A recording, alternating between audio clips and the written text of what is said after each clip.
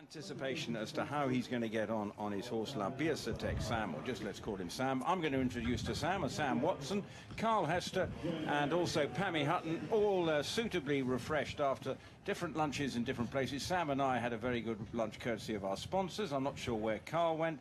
Pammy, I'm sure, was with the hoi polloi. So we were in the main house. Oh, very good. But of course we won't. How excited are you, Pammy, about seeing Michael Jung in action? Well, I think everybody is. The stands have filled up, and he is down the centre line. Yeah, always interesting watching Michael do his tests. In fact, the not perfect start with the left hind legs stuck out behind the horse. But this is normally, I would say, I'd be interested to see how else it goes. This is normally where he's so good in detail. We also have to remember that, bear in mind, last week he wasn't here to ride this horse, so I'm presuming someone else read it. The 8.5 is a lot of points. You know, that's riding a little bit on your name, isn't it? Yeah, it wasn't quite a direct transition either to the first halt, but the medium trot was good. Well, it wasn't good. It's 7.5, which is fairly good. Yeah, you see the way to pick up your points. Parallel half passes, steady bending, steady in the neck. But this isn't an amazing mover. It might be accurate, but it's not a top mover. Yep. So neat and tidy, but it was a 7.5, slightly on the large side, I would say. Not quite into the corner. They scored 36 when this combination were here in 2013. Got an 8 for 2 8s and a 7.5 for the walk pirouette, so that's the best we've seen today, according to the judges. What about you? It's a nice shoulder in. Well, I thought I saw a nice one earlier. Good flow to the half pass. It looks very easy. The horse's ears are forward. It looks soft and flowing, and the tail's quiet, resistant, free, and it's an above-average mover, and it's a better mover than, well, it is, Carl. It's like, no, not your above average, gold medalist above average, but we have seen worse movers in this arena. We've also seen better ones this morning. Yes, we have seen better ones, but not in all three paces. Very obedient. Super rein back, very diagonal. And here is an extended walk with a really forward hand and the neck nodding forwards, which is what I was talking about earlier. The neck is coming out, stretching his top line. And here he's quietly picking up the rein, but the horse... That's not really a medium walk, but it's quite clever, though, because, of course, you're seeing it. The judges will be seeing that from behind. So he left the horse a little bit long in the neck to avoid any anticipation, and there wasn't any. So the steps remained forward. Yeah, exactly.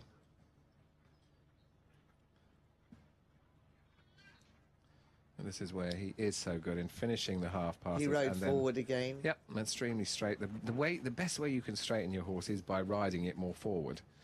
You know, when your horse is coming back at you and bubbling around behind you, it wobbles. He gets the horse in front of him. Now, this horse encounter, I'd be more than happy to see the 8s. And so with the judges. So that's good. 3 8s there for the Serpentine. So now this is going solidly into the lead, I would say, barring accidents. Although every time I've said that, something's then gone wrong. His trot work already had him in the 30s, and these marks are higher again. And the quality of work looks to be higher. Yes, the canter is so far the most engaged pace. It's the more uphill pace, and it has more expression than the trot, I would say. I think one thing, again, that you take into account, we were talking about experienced horses earlier. This horse was world champion back in 2010. So he's been at the top level for a long time. He's 16 years old now. So to have been at the top level for as long as he has and to have cantered around the amount of cross-country courses he has, it's great to see him looking so good. Well, he's making absolutely everything look extremely easy. And that's where the pleasure is in this test. It's the ease of the movements, and it's getting better as he goes along. Very correct again in the frame. So I know another Panizzon, as I'll call it, and that is when you ride, if you think about the plait behind the ears being the highest point of the neck. And this horse has that. Look how he just easily That is nice. goes through those flying changes. Have you Beautiful. tried that out yourself? I think of it often, and It's quite clever. it is, you know, that because that is where the pole is, and you know this is where this horse is correct, up at the pole. And a 9 or a 10 of a final halt. Well, there's our winner. My goodness, they'll be having to go to get anywhere near this test that we've just seen today on Thursday at Badminton Horse Trials. So we're in the 30s. He was 36 here 3 years ago. Is that 36? 34, 35. 35. Yeah, possibly. I would say with Carl there, just sort of 35-ish. Yeah. Yeah, there wasn't enough 9s or any 10s to take it to the early 30s. So I would imagine around the 35 would be about right then. Oh. Again, Well, 3 9s as a rider he's bound to get. they could be his first 9s of the test, and it's something that we've always seen with the horse is he doesn't score that many 9s, but he is so consistent at the 8s. Well, the Badminton crowd delighted to see him back here and been giving him a warm hand as he leaves the arena after that fabulous test, and he's looking towards the scores just to try and get an idea as to what he sees at the moment. A couple of 7.5s. Well, he's going to have to walk very slowly to wait for them. Yeah, well, he will. We know he's going into the lead. It's just where he's in the lead. 34. And being given another warm hand as he leaves to head towards the collecting ring is Michael Jung, going in search of that Rolex Grand Slam of eventing. The only other rider to have achieved that feat was, of course, Surely he'll get. Pipple. He didn't. Yeah, I did get a 9. 2 9s and 8.5. And 34.4 There you are. is the score. You said 35 or 34. No, I said 34. Did you? Sorry, Yep. I was talking to Sam. Pammy called it. Well, Pammy called it. Well done, Pammy. You obviously had a very good lunch then. She said to me, write on a piece of paper what you think I get. I put 34, she says 34, and she gets all the credit. Hammy Hutton, you are a shocker. You are the Hand it biggest liar, which I now know for sure. Well, do tweet us at BHT Radio with any of your comments, any questions that we can put to the team that we have here bringing you this first day of commentary.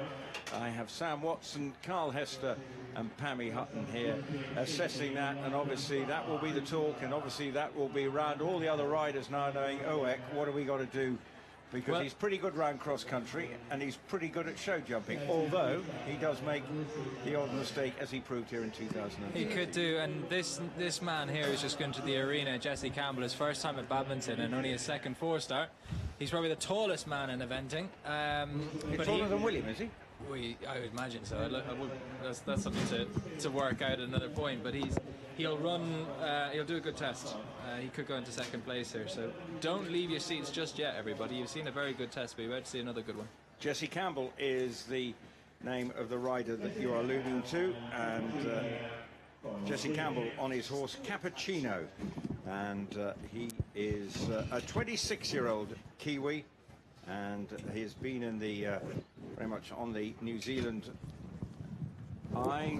He's a member of their high performance squad, and he's had the benefit of training with both Mark Todd and Andrew Nicholson. Now, he did exactly the same centre line as Michael Jung. It'd be interesting to see what Mark's got. He left one hind leg a little bit out the back. We got 8.8 and 7.5. Okay. So they're staying on the good buttons. They are, that's good. You know, it's good to judge everyone the same, like we just said. And let's remember, yes, you know, Michael Jung, you feel that that can frighten people doing their dressage. You know, it's you got 77s, so, I mean, if you average that out over the test, you know, we're not even talking 8s for all the movements. And if you look at it realistically, it does make it perfectly attainable for all other riders to, you know, if you just keep aiming for these 7s, 7.5s and the odd 8, that can take you to that score. Yep, an active pirouette, again, a little on the large side for more than 7s. Easy to watch, the horse bent around the rider's leg. Nice bit of scope in the middle here. Well, this is nice to sit down and watch the standard of dressage after lunch. A nice transition. Yeah. And again, like we said earlier, for a very tall rider, he does sit very quiet. Nice, he's in the centre of the horse. helping with the balance. And of course, when your Good leg is rhythm. this long on a horse that's not that deep in its body, it's quite hard to feel the horse's sides. He would be a slightly better mover than the last horse, wouldn't he? I agree. Yeah, I think he is is a little bit more rhythmic. He's stronger in the trot rhythm.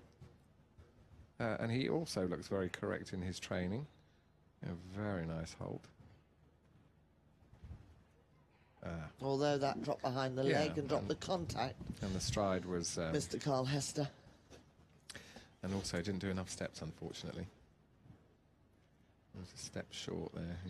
The horse isn't so relaxed as Sam, though, in the walk. Now it's improving, but yeah, not enough. There's just not enough room there for him to get the relaxation in. Again, Michael was one of the first riders to literally, he did that walk that you're referring to, that when you leave the arena, he really He let just Yeah. let the hand go forward and...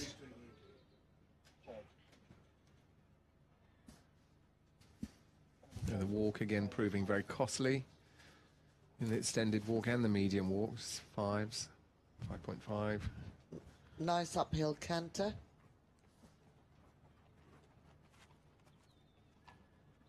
Again, it's the detail that's just has to work on those little things. Overall impression is lovely. Nice quiet pair of hands.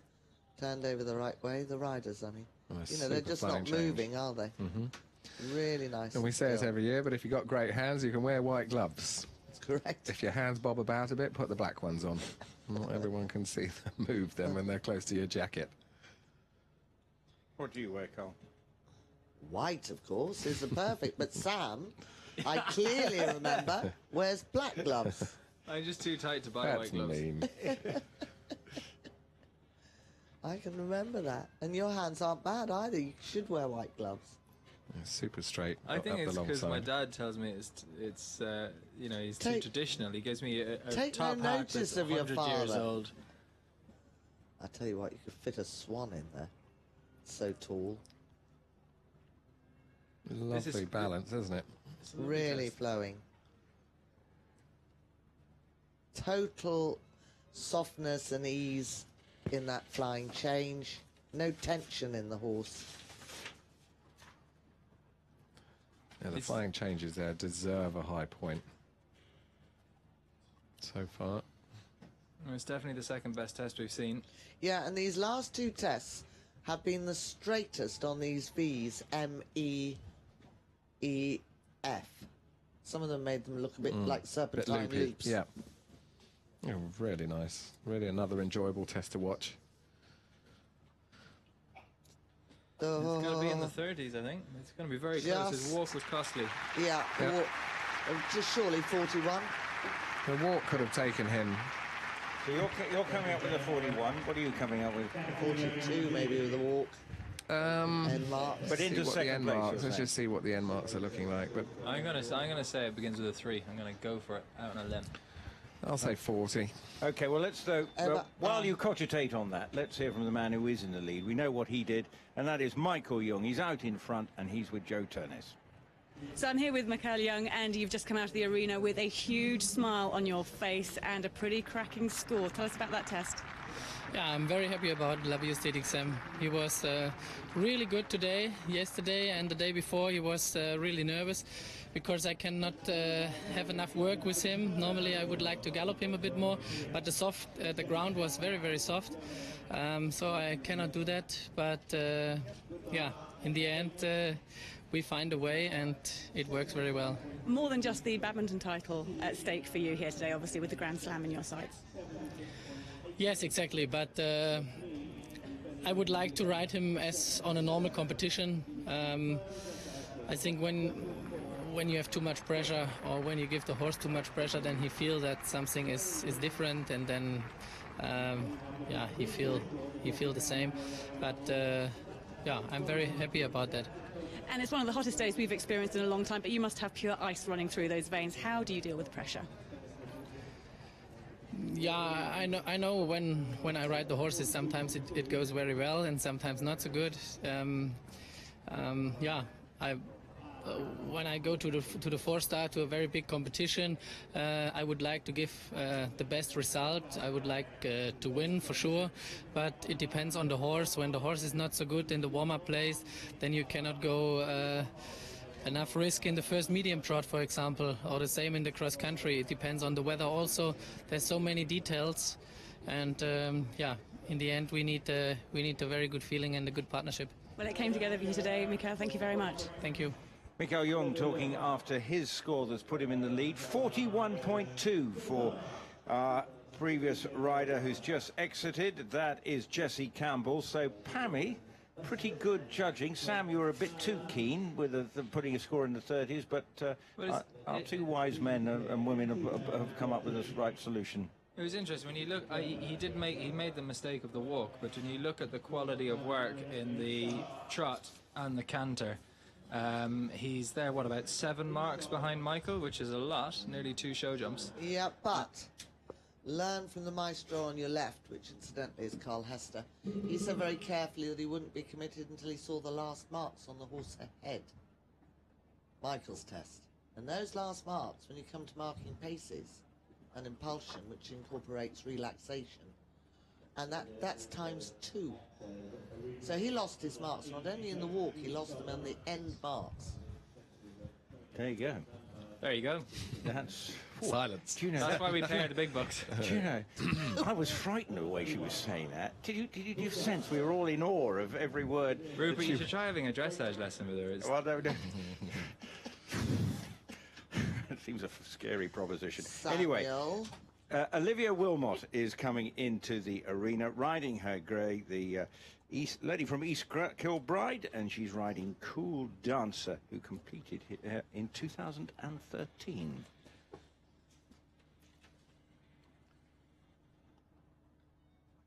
And their best dressage was 54.1 last year with this horse. 13 last year? Well, unless there's an error. So did it run last year or the year before? Yeah, well, I'm going to go with the... well, it says in the programme 2013, but in my friend Sam's Equi Ratings book here, 2015, where she got 54.1. Well, she started off on better marks.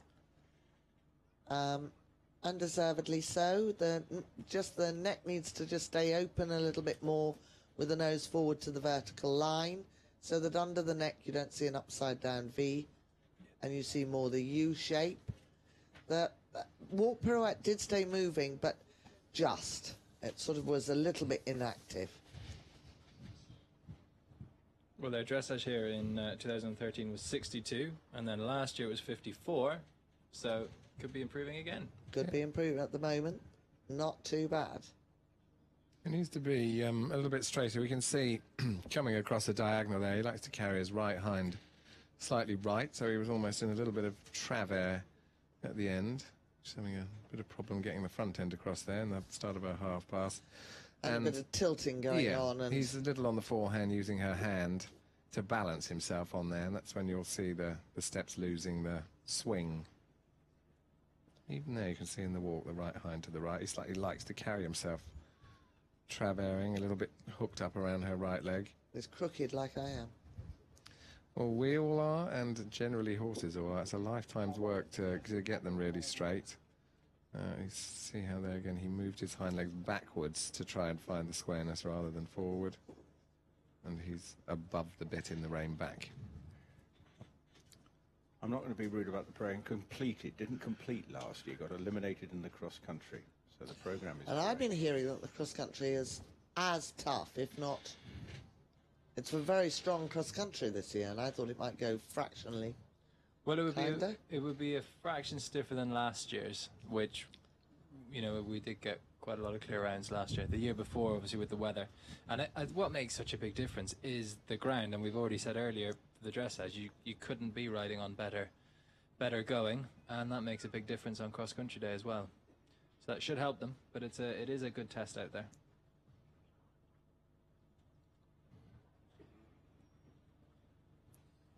And this canter is lacking stilted.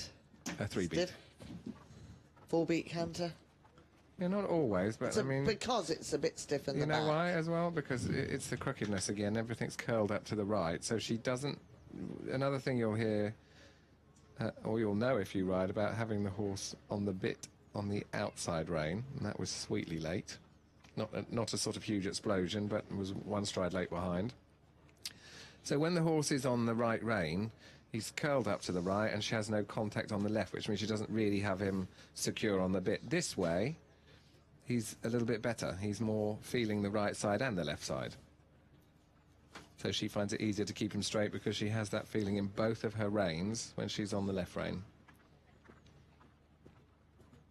So good job the extended canter is on the left rein. Yeah. Easier for her to keep him straight that way. And you can see, you'll see in the Serpentine as well, he probably won't take his hind legs to the left. So you can find exactly here like this. You can keep him straighter. Maybe she'll get a better flying change this way then. Nope. Again, it was one stride late. The horse, it actually, like, you can almost see this horse goes as she thinks about it. Then she puts her leg on. Well, it's too late because he's already gone. So she needs to connect her leg to her brain. I couldn't see that. Same thing again. She's not positive. She needs to hold it, Half hold halt, it, and right leg forward kick. Yes. Ah, she rode that one. No, we did. Well done. So only one change out of 4 was correct there.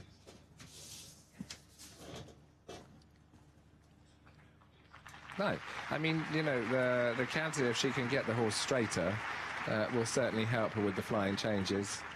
Now, I heard also at lunchtime that the black horse that had trouble with its changes was 15 and she didn't think she'd ever get them right. But do you think they're too old ever to get a change right? I don't. No, I don't. I didn't think that horse either. I mean, I didn't know that story till you heard it at lunchtime as well. And I just presumed that he just was finding it difficult. I don't ever presume they can't do it. There'd be very few horses that you've ever come across that you would never be able to teach a flying change to, is there? I don't know of one. No. So... I do, one in Scotland, but that's only because I needed that one. Well, in that you needed more days to get it better than one day in Scotland. Only one in Scotland. Only one in Scotland because he had 3 legs. So that's the only one we know of. While we deliberate three-legged Scots men and women, let's now head back to Joe.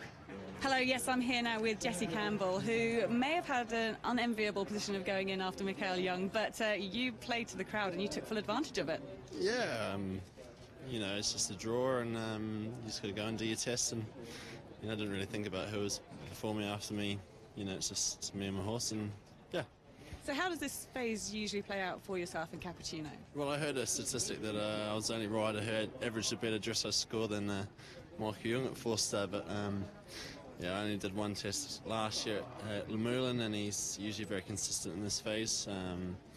Yeah, I was very happy with him today. Yeah, he was good. So looking ahead to Saturday, what are your thoughts on the course? The course is you know, there's a lot of questions. It's very jumpable, but you're going to have to be really on your game the whole way. Tick off every jump as you go, and you're going to have to be really focused. So pretty happy with where you stand going into cross-country? Yeah, like I'd like to be a bit closer to him, but so it goes.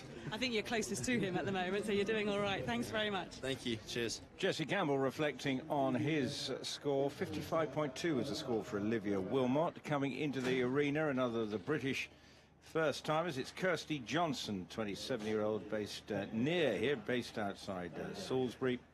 And this horse, Opposition Detective, finished 20th at Pau last year. What do you know about her, Sam? She's new to me, or have you come across her before? No, I haven't. Fastball. Sorry to put you away like that. Pammy, do you know about Kirsty? I don't, but I've just been watching the horse motor on round, and it's very attractive, beautifully turned out. This is where it's lovely to have so much sun. Saw people sunbathing in the lunch hour. Bringing your shorts tomorrow, Carl? I doubt it. I'm not bringing mine. Sam, are you bringing yours? He was not. I might still be in my pyjamas tomorrow. Yeah, but you're an athlete, so you're probably, it's all right for you. No, he just started to nod off. I just waited my moment. Eyes drooping. Yeah, and you're right. This is a really gorgeous-looking horse. Plenty of elegance. See the odd little bit of resistance in the jaw, which is creating like there. You see, she cannot quite maintain her bend the whole way over. Yeah, and so it's creating an uneven rhythm, Yeah. is what you were about to say. Yeah. I think. I was. You said it for me, though. Bloody lucky. Yeah, Blasted lucky. Before Rupert falls off his chair. Well, it's always about 20 minutes into the broadcast when you pick up again that we get the first expletive. Neat and tidy. Breaking the rhythm there, a third of the way through. He doesn't need to lose his rhythm in that. No, but he's putting his neck down. You can see that there, isn't he? He's not pushing himself uphill. He's getting, very long steps. Lots of potential in it. There's a But he little just bit puts of a his neck cheat. down when she rides forward, and therefore he gets a bit horizontal. Yeah, it's quite costly. You see one break in the rhythm there and a 5.56. Better to the left, quieter in the hand, and therefore the steps are nicer. It's an interesting horse to keep an eye on. It's 13, which is not a young horse, but it's actually probably below average at 4-star level, and he's only got 1 4-star under his belt. Did well at Po, got round, jumped clear, and he seems to be producing good tests in the dressage at the lower levels, so could be an interesting horse to keep an eye on. Yeah, and so far, I mean, his temperament seems to be rideable. I'll just sit a little bit heavier herself here. The thing is, you don't want to go too light on the horse yourself if you feeling tension. It needs to know you're there. You have to open your knee, get your seat down. It's interesting you're saying that, because I'm sitting here thinking, if she's got those stirrup leathers with the little holes close together, I would advise her to just put it up her stirrup, just the half hole, because it appears to me she just needs to be really securely round him. Yeah. I do that before every dressage test I go into. I put my stirrups up one hole. I know, but I tell people you do that. Nobody ever But believes me. well, I do. I mean, because get more just like you secure. said, it brings you down a little bit more, especially if you get a little bit of nerves or your horse feels a bit nervous. It helps you sit down on it rather than sit off it.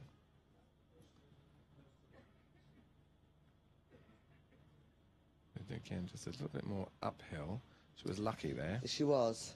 She did get the flying change. It was not so smooth. But again, that was due to the fact that the canter was a little bit laboured. So she just needs to get him to jump more. You can see it there, and the rhythm isn't. Yeah, you see, when she moves on, it'll be interesting to see this extended canter down the long side. If it creates, when she rides forward, does it actually push the horse down, or does it get more height? A little bit of both, really. Yeah, you know. I'm just going to say. he came You bigger answer strides, that. but he came down in the front as she did it. But lower legs forward, a little bit more leg, if you can. Yeah. Not that we've ever sat on the horse before, and I repeat again, and we'll go on repeating, easily said from a chair. Sometimes you get on somebody's horse when you're giving them a lesson, you go,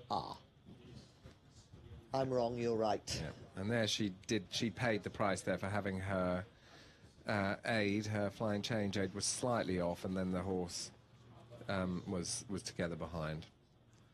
1, 2, 3, and he was ahead of her, but he got the change. You're so watching it's looking, the telly, I am which watching is the telly. 4 beats behind what's going on in the arena. So I do sound a bit slow Shall we- today, then. But in fact, I'm not slow, actually. It took me a moment to realise that, rather an abrupt halt. Yeah. So, you and I feel that we could just knock a few more marks. Yeah, I mean, this is, again, a nice potential. More, I mean, again, we've got to think of like something that sums up that test, and I think that we would say more uphill. Yeah, it's a nearly. Yeah, lovely paces, more uphill for the future. Scored 48.5 at Po last year. Is she going to beat that? No. No. Okay. Sam, you're the optimist. Oh, I don't know. I wasn't paying enough It's attention. Yeah, well, not I got it wrong last time. You got it wrong every time. I don't think she's going to be far off, though. No, Well, she's not going to be far off. Again, it's the when you've had a mistake like that. I heard, and again, it's a shame it's her last movement that wasn't great. As Pammy said, it will affect those collective marks at the end, and they do make a big difference, as I've been told. Right, well, Pammy laughs away, giving her a Sam looks, a withering look to Well, Pammy. no, that's just because I remember that this Watson likes to always be right, and I can remember that so does his father. Right, well, let's go back John to... Watson, a silver medalist. Am I not right, Samuel? You're right. Oh, he's in the 40s, 48.7. 48.7, which is just 0.2 behind her post score. As So we said. technically, I'm still not right. No, well, in the meantime, let's go back to Joe. So I'm here with Olivia Wilmont, just come out of the dressage with Cool Dancer. It was a big journey for you to get here to Badminton. How do you feel about that test? Yeah, I'm quite happy with him. He doesn't find the dressage particularly easy, so I was quite happy we didn't add too many extra movements of our own. So I was quite happy with him. He does find it difficult, the dressage, and it's not that he blows up, he just would rather be jumping than doing dressage. And it's pretty warm out there now as well. Is that affecting the way the horses are going, do you think? I'm hoping that's helping him, helping him stay more relaxed. We're not used to this heat in Scotland. It's been a bit cold and wet, so I was kind of not expecting it to be quite this warm. So looking ahead to Saturday, obviously you've implied there that he is looking forward to his favourite phase of this as well. What are you looking forward to on the course? What are you seeing as the biggest challenges? Getting round is the biggest challenge. I'm looking forward to finishing. Last year I was a bit of an idiot and managed to miss my stride out the lake and trip up the steps, so I am hoping for no repeat performances. He's a good cross-country horse, but anything can happen, and it's up to me to make sure I get it right. I'm looking forward to my trainer Ian Stark hopefully making it here tomorrow so that I can at least discuss the course with him. He unfortunately had an accident 10 days ago, so he's not in the best shape, so I'm just glad he's making it down. Well, wishing him well and wishing you lots of luck on Saturday. Thank you very much. Thank you. Kirsty Johnston reflecting on her round, and well, obviously we'll be very pleased with that. That was Olivia Wilmont. Let's get it absolutely spot on. Reflecting, Kirsty Johnston's just finished. Next in, having a senior moment there, Victoria. It's the effect of working with Pammy. Victoria Panizzon, first aviator. Victoria Panizzon has coming into the arena, representing Italy, and she is about to begin her test, and she is riding Barry Pennies, and let's see how she gets on. She's got quite an impressive CV here. She's been in the top 10 at Badminton. She was 7th here back in 2013, and she's just outside the top 10 at the London Olympics. She finished 11th there, so she is used to the top level, and she's had success there. Is she not? Is this horse aiming for Rio? I imagine it will be, yeah. So why is she running here? Well, before I get into huge trouble about... Because a lot of the British horses aren't running here, a lot of the Irish horses aren't running here. So I know Mr. Thomas will want every horse going to Rio to have run here, but there is a logic in saving them and keeping them. I wondered if you knew. Is it very smart on the flat? I don't know. She's qualified. She's qualified for the Olympics. I know some people have come here too. Zara Tyndall, as she now is here trying to qualify for the Olympics, which again you don't actually have to do at 4-star level. You can do it at 3-star level. But it's a good question, Pammy. I don't know. It's personal preference, really. She's had a good start to her test, Victoria, and the great thing is when you have a horse that's active like this, there's less chance of it sticking. For instance, in the warp pirouette like that, he's got very active steps. And he also, though, look at this capability. Shame, he had one rhythm loss there, but he has a big capability in extended trots as well. So he looks quite choppy when he's in the working trot. But actually, when she rides him forward, he's got a long, scopy step. So she could do with a little bit more of that forward trot into this to make it look smoother.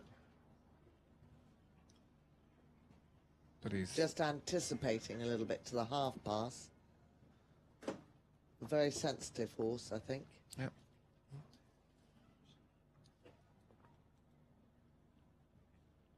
Active, and I think the one thing I'm enjoying is the self-carriage, as in other words, you know, the horse looks like it's carrying its own head and neck, not trapped on the rider's hand.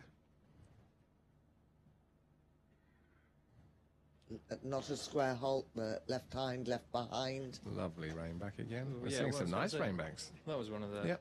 best ones. Yeah. Super diagonal steps, even, and a definite 5.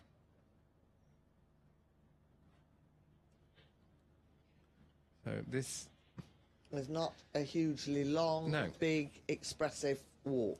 but unfortunately for this horse, that is its walk, Yes. because you can see it's not holding itself back. That's actually the shape of its walk. Not every horse has a big overtrack. And when you get a walk like that, you take what you got, Yeah, Carl. she's making the most of it, but she's not going to get huge marks for it. I think this is the most relaxed I've ever seen this mare. She can get quite excited and be quite a handful before Vittoria, but she seems to be very on side today. Yes, and definitely, again, conditions for the ground is great, but also conditions for relaxation are better. You know, in the past we've had some, you know, you can sometimes hear those flags over there rattling from this side even, and, you know, the horses can certainly hear it, and the noise can be very much part of creating their tension.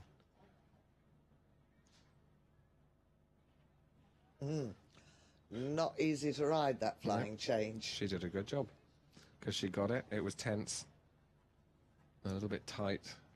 And again, this looks like the sort of horse, it's almost like you need to put your ankles on its side before you do the change, just like, here's my leg, so don't overreact when I use it, rather than sort of legs off and then, and now do a change, and then the horse is like, oh, your legs are on suddenly, which is how you get that little bit of jump and tension in it. But look how correct she rides the outline.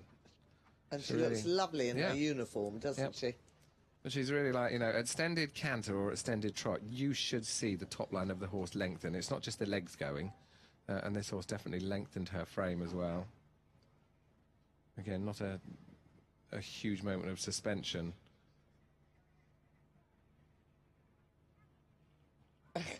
I don't think those are easy changes, but she nailed it. It gets tight and tense before and then shortens during it and lands a bit cross and grumpy. And we'll see on these straighter lines. She likes to gentle leg, this horse. Still some discussion going on between the two of them. Oh, I think the mare won that one. Naughty girl. She could have been a little bit more She helpful. could She have had been a about great 10 deal. seconds left if she'd hung on. They didn't kill that. Oh, they did kill it. Yeah, they did kill it. 2, A 3, 2 and and a- 4. yeah.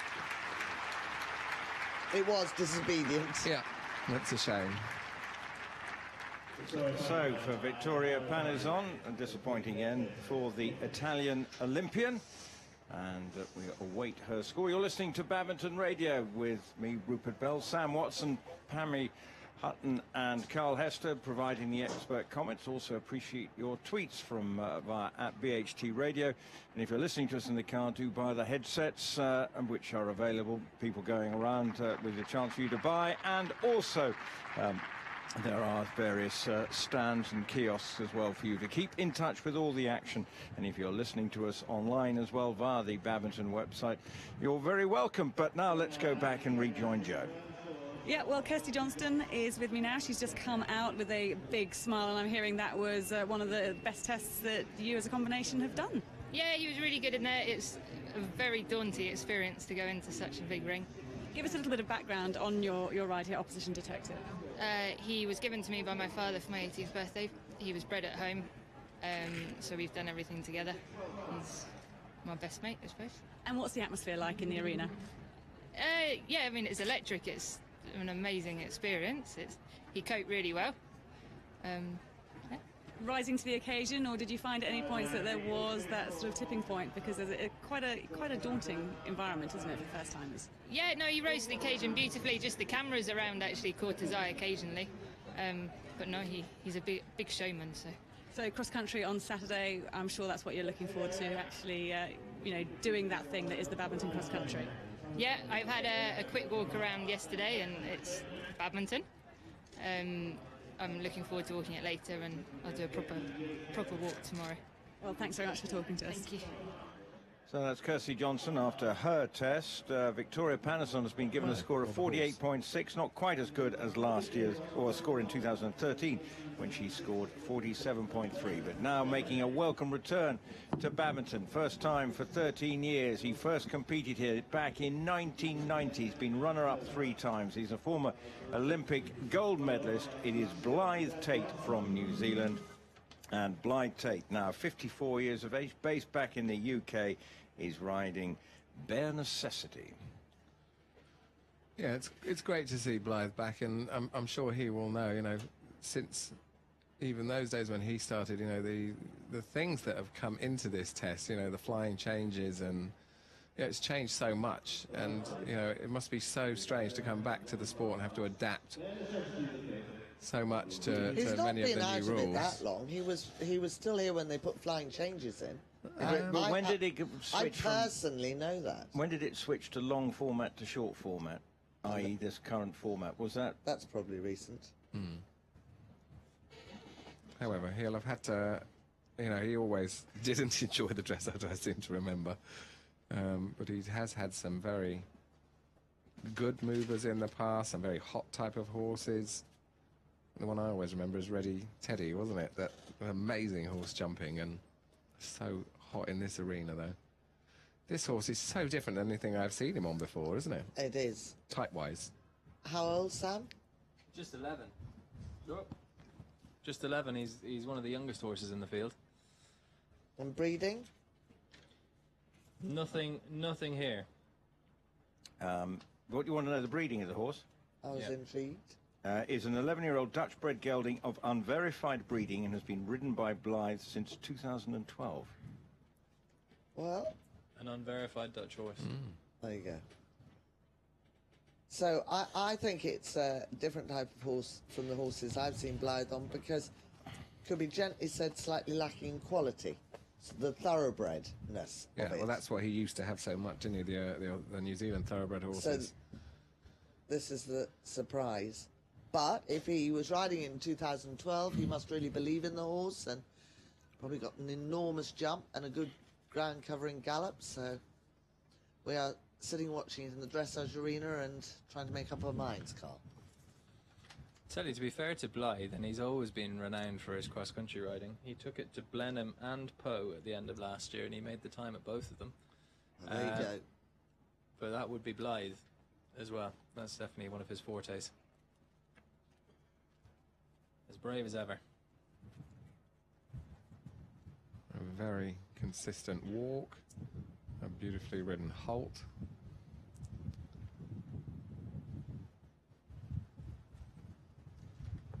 And 5 perfect steps back.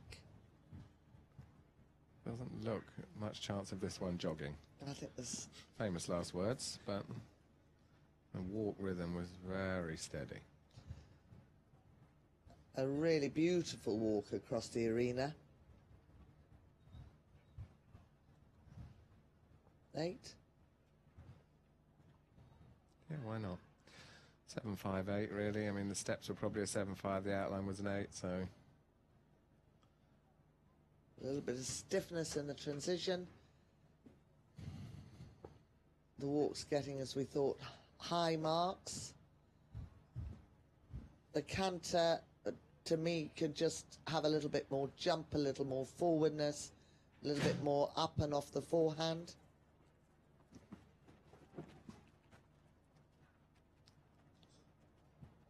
But it's soft, it's resistant free, just lacking a little bit of power. And the flying change was late behind. yeah, that's because the horse had no indication really the change was coming, so he resisted. You can see he put the neck up and dropped his back end down rather than jumping forward and changing from behind. So a horse that has, which in this instance this one has, a slightly laboured canter, will need quickening up for these flying changes. You cannot go to a canter slightly slow with a horse that's slightly clammed up on your leg, because there's nothing to spring off the floor. Hopefully he needs to use some of that extended canter to get the horse quicker off his legs, spark it up a little bit so the horse bounces to the change. And as we said before in the break, you know, anticipation doesn't always have to be a bad thing. In this case, it would be a good thing. Warn it. Warn the horse it's coming and get him a little bit smarter. I warned it and nailed it. So he's just now got to do the right to left again. So some horses sometimes will be very good one way and not so easy the other. So we'll just have to see if the first one just happened to be a miscommunication, and this one, as we saw there, that absolutely fine when the horse gets a bit of warning. It is much easier when you have a little straight line because there's more room.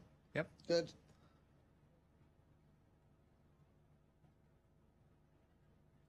So just really the one big error, and then good last halt. Well ridden test. Yeah.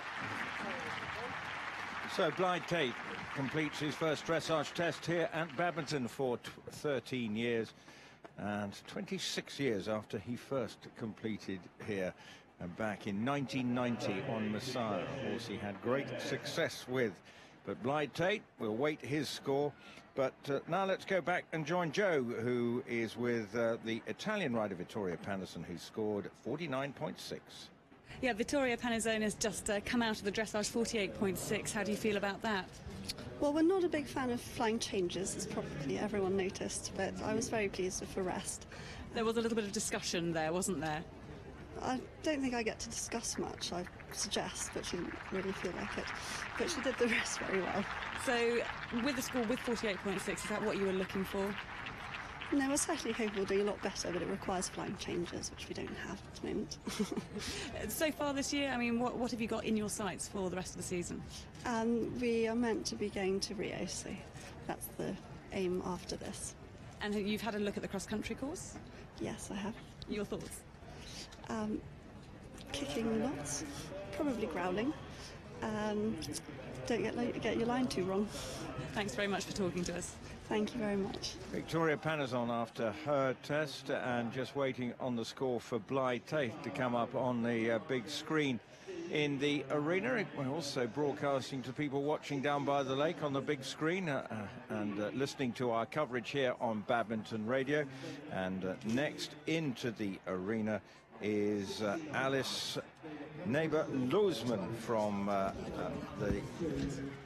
Netherlands, riding our horse Harry Belafonte, and will be 45 on Saturday, I am told, and is competing in his first four-star. So a big day for Alice.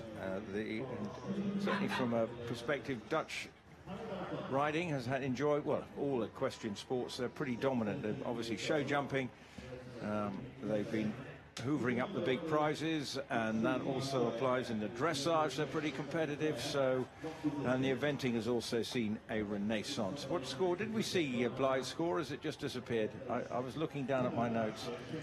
I've been doing homework on the ages of horses since Pammy asked me about that, and there's only one 10-year-old in the field, and the rest are all older, which is interesting. It takes a long time to get them up to four-star level. And yeah, very, very experienced and high average age in the field. I think, presumably as well, a lot of the younger horses will be being safe for Rio, won't they? Yeah, that's true. A lot of the horses from the Europeans last year that aren't here are younger than 10, aren't they? Yeah, a lot, exactly. A lot of the 10-year-olds and even the odd 9-year-old. I know Aoife Clark had a 9-year-old entered, but they've probably just decided rather than taking the, making their four-star debut now this spring, that they will save them for Rio.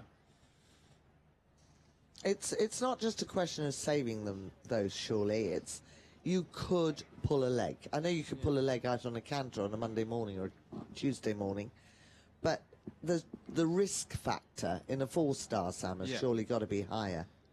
Yeah, it is, and also the test is a lot big. This is going to be bigger than the Olympics for sure. It's going to be longer than the Olympics, a nearly 12-minute course. So that, from both an injury point of view and just a test on the horse, I think if you can keep confidence is a huge part of cross country now. So yeah, there's no need to to damage that between now and or to risk it potentially. This is a nice horse. I like this type of mover. It doesn't look like she's really able to ride it forward yet. Maybe as the test goes along, she can get a leg on it and see. But there were some steps in the first medium trot she did that are very promising. Well, is this thoroughbred with a bit of warm blood? Just spooking at the cameraman? Yeah. He's by Heraldic, Pammy, we've seen a lot of the German horses. Ingrid Klimke's horse, Butzebraxis, who's always very, very good in the first phase. So yes, Heraldic's a thoroughbred, but with that German influence as well. Also the sire of Happy Times. Sire of Happy Times, exactly. This is just running a little bit forward against her hand, and I think that's why the horse is not so steady all the time in the neck. I love the way he can come off the floor on the trot. He has a good walk as well. Yeah, the point's not really reflecting the quality of the horse. More about the fact that the outline's not maintained. He's a bit twisted in the neck in the half passes as well. So when you're sitting in front of the horse doing the half pass, I mean, just see, as well as the inside eye looking where you're going, the outside eye has to turn. That's the amount of bend you could really do with in a half pass. And the front end just in advance. Hindquarters never leading. That's the one I hate. Yeah. I hate that. Yeah. Well, that does get penalised. If the hind legs fall ahead of the front, you will get penalised. On the other hand, if they they're trail too much, you get penalised there. Perils of dressage. So not able to ride her extended walk out fully, although the horse we could see had a good walk. It's got an underlying tension throughout she is smiling continuously as well. Well, I hope she's smiling and she's not in pain. She does it look... wouldn't appear that this horse is looking in pain. Do you know what, actually, though? I mean, I would... Probably of all the horses I've seen, I like this one. One of the best. I think the paces are really good there. He's just not quite relaxed enough. You know, he's actually like looking at the surroundings, which is unfortunately putting in the tension. This is one you really like because you're quite sure you can knock 20 penalties off it. Well, you know, like you see here, every time he comes down this end, he's just spooking at the crowd. Though I'm sure nobody moved. He's got huge scope, hasn't he? You saw that both in the trot and now again in the canter. But he hasn't really let go over his top line, and he's not softly through to the contact. No, that's why she's having too much weight in her hand, because she's having to steer him around a little bit because he's gone a bit green on her. She's doing a good job of disguising most of it. Well done. Well, this only the second horse, the horse's second four-star, and he's clear inside the time around his first one. And we talked about how much thoroughbred is in him. So again, I think this is a really exciting one, and she'll be trying to win her place at the Olympics here.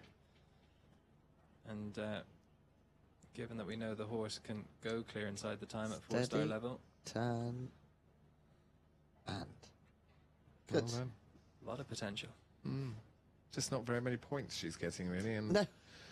And that's the tension. I mean, she'll be disappointed, but she shouldn't be disappointed, because I think, you know, she's done a good job to get him around. And it's only going to get better, isn't it? When that has to be a low mark because his hind leg stuck out. But he's a cool horse, very, very full of talent, attractive. I think it's the first time at Badminton for both of them. I mean, quite calm there.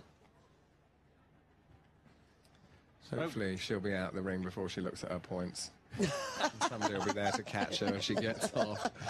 Because I've got awful feelings she'll be one of those riders that will go, was it really that bad? Because no, it wasn't. No.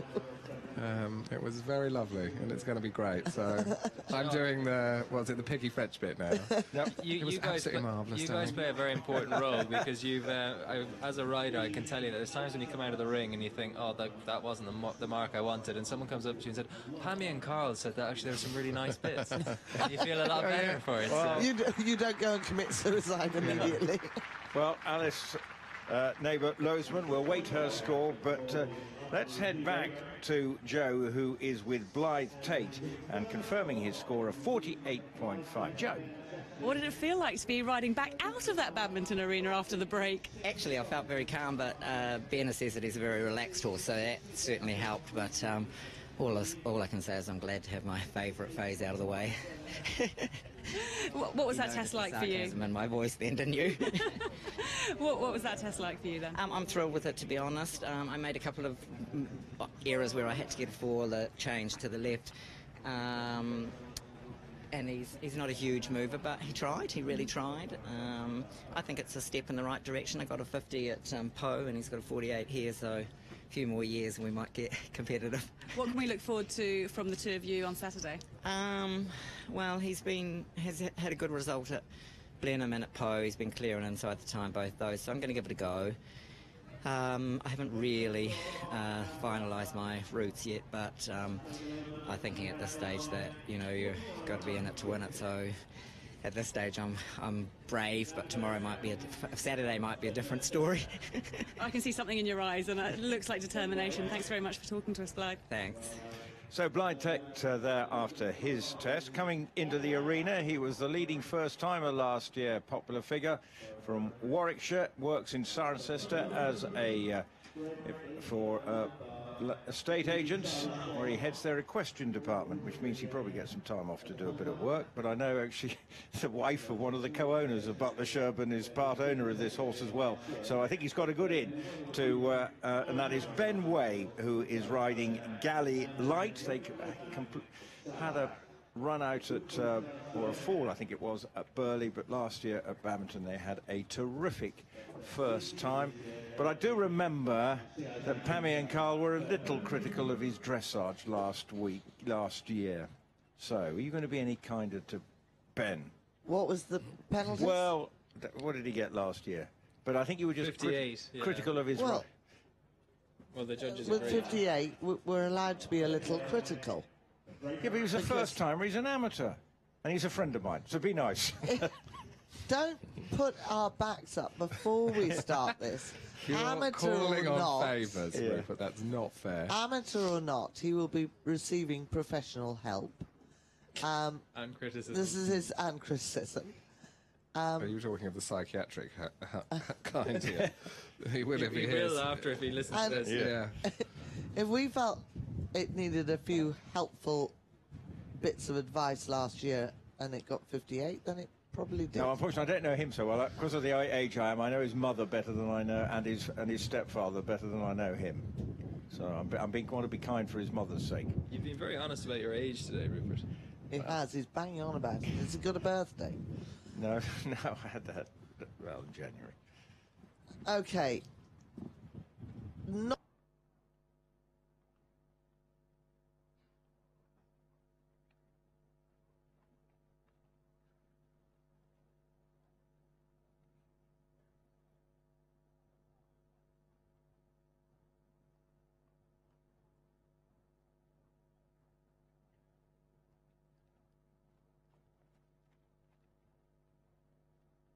if the horse has an extension in it, so that you can develop more trot. Because if a horse can do an extended trot, you can create a better working trot. That's for sure. He has a limited extended trot, you could see there. He doesn't have that big scope, that looseness through his shoulder. and possibly actually a long hind leg and a slightly shorter front leg, which doesn't make it easy for the horse. That's right. I mean, that comes a little bit with thoroughbred types. If you look at the point of their stifle, it's much higher than the point of their elbow. So the horse is downhill underneath by nature. Very good for galloping, but not so good for getting the weight back on the hind leg to create the uphill look that we need for dressage. So conformation does play a big part, because I think the horse's temperament here is looking very nice. I mean, he looks rideable. Looks a picture, beautifully turned out. Happy, ears forward, no sweat, and that's all the good news. Yeah. And he did move sideways. So the best thing that we can suggest here, or the best thing we can do, is think about rhythm. And that is what we start with on the scales of training, rhythm. And if he can get the same rhythm in his shoulder ins, his half pass and his medium trots, that will help bring his points up, won't it, a little bit more? I'm only looking amazed because you couldn't remember the scales of training the other day. Well, they weren't called that. That's why I didn't remember them. They were called the stages. And I said, confuse I've you. never heard of the stages of training. I'd only heard of the scales of training. This is a former racehorse. Yeah, so again, All not easy. thoroughbred. Not easy to Being take well a horse ridden. that's been on the track and turn it into a dressage horse. Quite a few do, but it can't be an easy task. But again, nothing wrong with the canter here. So I don't see it as a major problem. It can get better. And the horse is steady. So he could have... What he needed to do there was ride the stride before the change forward. And then ride the change. Exactly. Because the judge at B will mark that down and has done, because it wouldn't have appeared at all straight. Twisted into it. Yeah, because the horse didn't have the forward energy. So when you're sitting in front of your half passes again, look at those ears when they're coming towards you. Is one ear down, one ear up? If the ears are dropped, and very often you will see that, as Pammy said, the bottom of the nose will go right and the top goes left. But that's, again, showing a lack of suppleness. A 3-beat canter all the way down there. Slight appearance again of on the forehand. He's got to be straightly bent. They're being critical again, Rupert. Straightly bent. Right. What is straightly bent? What's straightly bent? Well, That's an it's got to oxymoron, be isn't it? bent correctly. Yeah. He's got to stretch the outside of his body when he bends to the inside. Now we've really lost half our audience. We lost the But half. hopefully Let's we've not lost get too Rupert. dressage. That's what I mean. We don't get too dressage. Well, as long as we've lost Rupert and he doesn't get Yeah. at us for our comments on Well, the course. straightly it's bent fine. Sam's It's somewhere just- in it's between, just though, because Sam doesn't understand what we're saying. Gobbledygook, straightly bent. It isn't actually. Well, I mean, I'm a dressage runner. I didn't get that, so that's if that's a relief. It to was said anyone by else out Henk van Bergen, and he speaks double Dutch there. Okay. Oh. because he's from Holland. Yeah, these changes aren't coming off. Oh, you were I remember it was flying changes you gave poor old Ben some. Well, I mean, he still needs some help with them. That will be my season's job, a winter's work. Yeah. And it will take, these Do you train flying Carl? changes. I don't train Well, them. if you went to a professional trainer I and think got those Rupert's been changes training him. I now, think that could be... Who's training him? I think Rupert might be from the same No, no. I'd be like No, the Ben fly- trains with event rider Ruth Edge outside of eventing in. Well, There you go. Ruth knows her stuff. Yeah, Ruth Ruth- does good dressage. Ruth yeah. was retweeting us a second ago because the best dressage score we've seen here is 33.3, and it was performed by Ruth. We said, would Michael Young beat it? And he didn't. So Ruth is very happy and she retweeted us. Well, so that's very kind of her to do that. Well, Ben Way will get his score in a moment, but let's go back now to Jo with her latest victim. Well, I'm here with an ecstatic Alice Naber-Lozeman. You came out of the arena, you were fist pumping the air, you saw your score, there was a yes, yes, yes. I'm guessing you're happy with that. It's really amazing because when you know where the horse came from, he got eliminated in dressage on 2-star level. He didn't want to get out of the start box, and I thought I'd never get on that horse again. But my husband made it back going. And in Po, he was last after dressage because he's so afraid. He only wants to go away. So the whole winter, we were trained so much on dressage. It's very boring, but it paid off here, and it's his record, so... Your homework certainly paid off. He does look like he's ready to run cross-country now, though. He's come out of the arena absolutely buzzing, almost as much as you. He is so fit, but when I came here and he saw the fences, he's really... he's an amazing cross-country horse. So this is your first time at Badminton as well, so you're ticking a box. No, in 2002 I was riding here, and I was actually the first Dutch woman to go clear. It's really exciting. Okay, so he was in safe hands with you for his visit here. I hope, but I'm getting older as well, so I hope I still can do it. Well, I know you've got a lot of family and friends here by the looks it's of things. amazing. I'll let you go and Two celebrate. daughters, and that's so nice. Congratulations on a Thank great you. test. Well done. Thank you. Alice sounds absolutely delighted. Alice Naber-Lozeman after scoring 49.2. Hello. Ben scored 52.5. I think that's an improvement on last year, isn't it? Even though the flying changes were not to the liking, but we've now got the last rider before we have a tea break, and not that I need any more food after the amount I ate at lunch, but Camila Spears is the rider who is now coming into the arena. I thought it was very levelling listening to Alice to realise that indeed Although, to repeat it, we don't know anything about the feel of the horse, where it's come from, what it might do when we suggest that they get a little more leg on or take a little more contact or a bit less. We've just heard about a horse that was getting eliminated in the dressage. It's a really heartwarming story, actually. 'Cause it also does say, you know, like, stick at it, the perseverance. It's come right. Thank goodness for her, it's come right. As she said, she's done a whole winter's work of dressage. I'd find that very exciting. She said it was boring, but she's paid off all that work that she's done with it. Look at these steps. Yeah, this is always a fun little horse to watch. Sam, We've watched him and commented on him for many years, haven't we? Yes, we have. This horse is a hero in equine form, particularly in Ireland, but I think everyone here at Badminton now sort of is warm to it and loves him as well. Only about 15 hands. Yeah.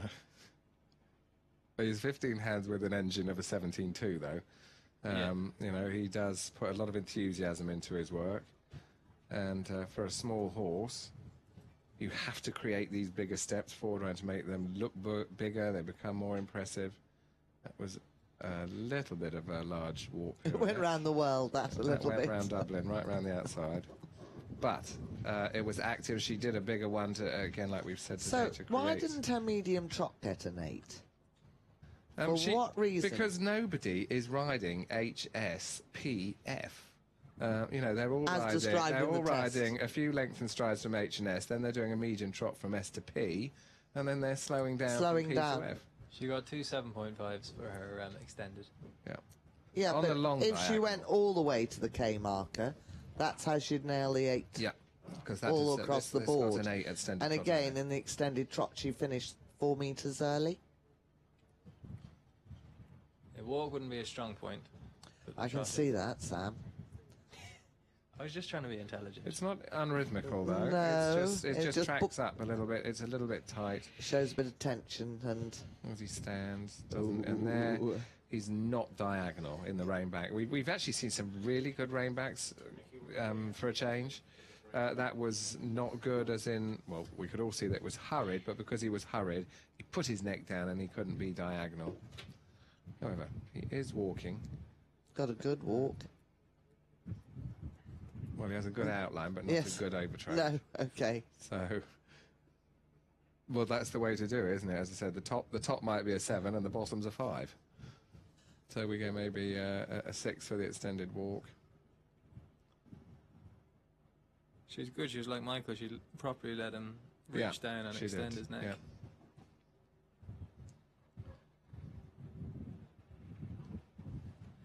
He was having one of the rounds of the year last year around Badminton.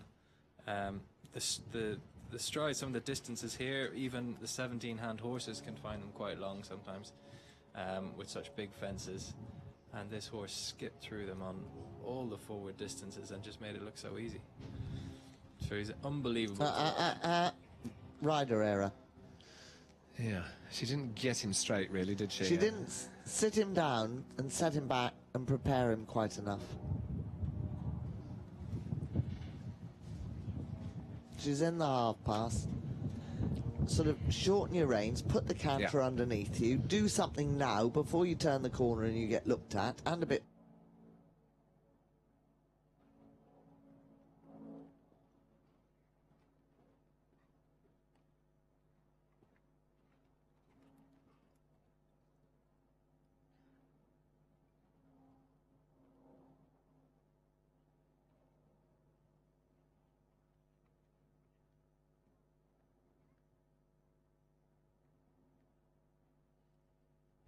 Described as not over his back, so that the whole top line of the horse isn't round. Are you not being so technical this year because we've lost the late Miss Diana Mason, who used to listen to your every word? Well, we're just trying to cater for the fact that there will be people that might not know what that is. No, but there were rather a lot of List 1 judges out there too. They'll be able to tell each other it's not over the back, won't they? Because that's what judges do. So not over the back. Anyway, she did get improved flying changes towards the end there. And it's a good last halt. Yeah. Well done. Lovely, bonny little horse. He looks, But it just... I don't know how many times he's been around Badminton, but I feel like I've watched this combination for years. This is their 4th time here. Yeah. No, I think that's probably the amount of years we've been commentating, I think, so he joined us at the start. Their average dressage score at Badminton is 48.6, and it's probably not going to be... It's going to be similar. Yeah. Yep. Well, they will be given a score very shortly. Now, I can confirm that Ben...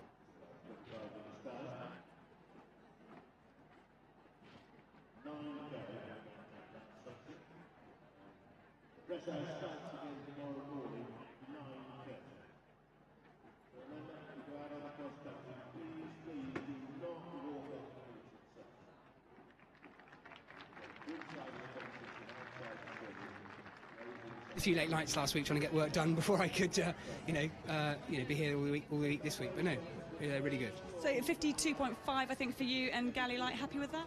Yeah, thrilled with that really for him. He can easily, he can easily get very tight. End up with the high 50s or 60s mark. So for him, that was really good. We've been working these changes, but they're still not easy at all for him. But we, working with Ruth Edge, and she's been really helpful. Improving the rest of his work because if he get those higher marks in his trot work, and at least he can, if he goes and gets a 4 for a change, then he doesn't drop his marks too much because the rest of it's improved so much. So you were here last year, so this is an improvement. Yeah, so I think we're about 6 or 8 marks better than last year, so no, it's good. Yeah, definitely improvement, yeah. Got to be happy with that. Thanks very much. Good. Well, thank you. Ben Way talking to Joe Turntis after his score of 52.5. Camila Spears has just gone sub-50, 49.9. And after her dressage test. And we'll be back for the final session on day 1, beginning with Emily Gilruth. She's due into the arena at 15:32 as per the programme here. She'll be competing on top wood bow among some of the other big names riding in.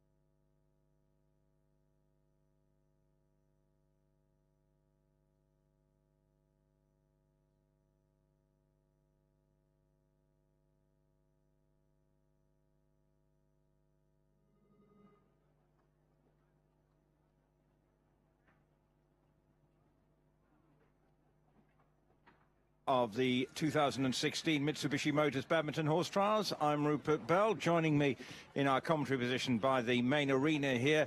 Once again, refreshed after a cup of Rosie Lee, Sam Watson, Carl Hester and Pammy Hutton moving into gear. Well, obviously, we've had the defining moment, perhaps, of this day with Michael Jung setting the pace with his 34.4. Jesse Campbell, the Kiwi, is in second spot with Sam Griffiths in third, but it's now a first-timer entering the arena from Cheshire. It's Emily Gilruth, and they are competing she is competing rather with Topwood Bow, and she has, though, well, first-time combination. She, though, has competed here back in 2009. Yeah, this combination, they attempted Burley last year, and they started well with a 47 dressage, but they didn't get around the cross-country course. But with another season under their belt, they could get it done here.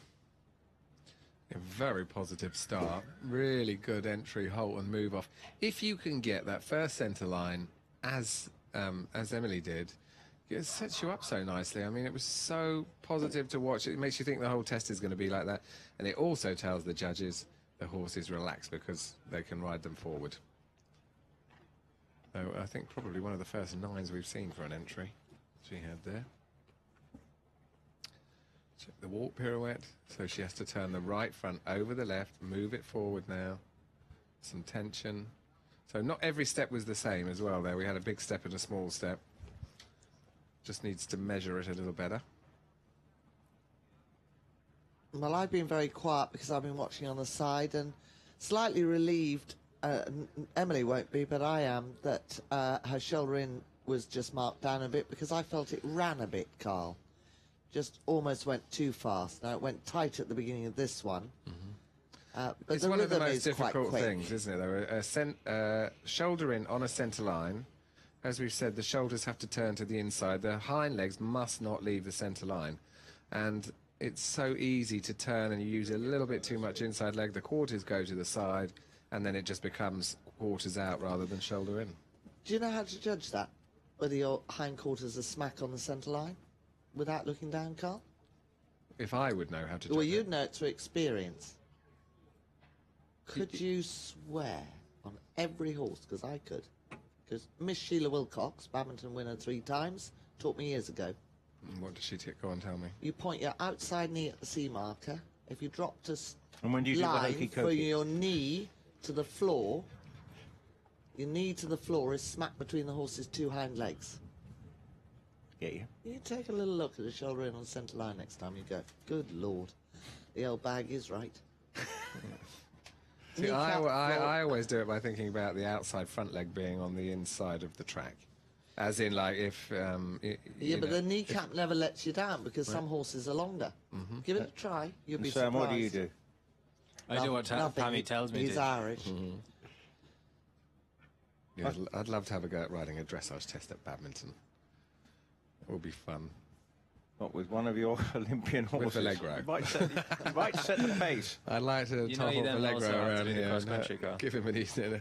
Well, we're going to be in trouble with Emily's supporters because Emily is doing a nice test.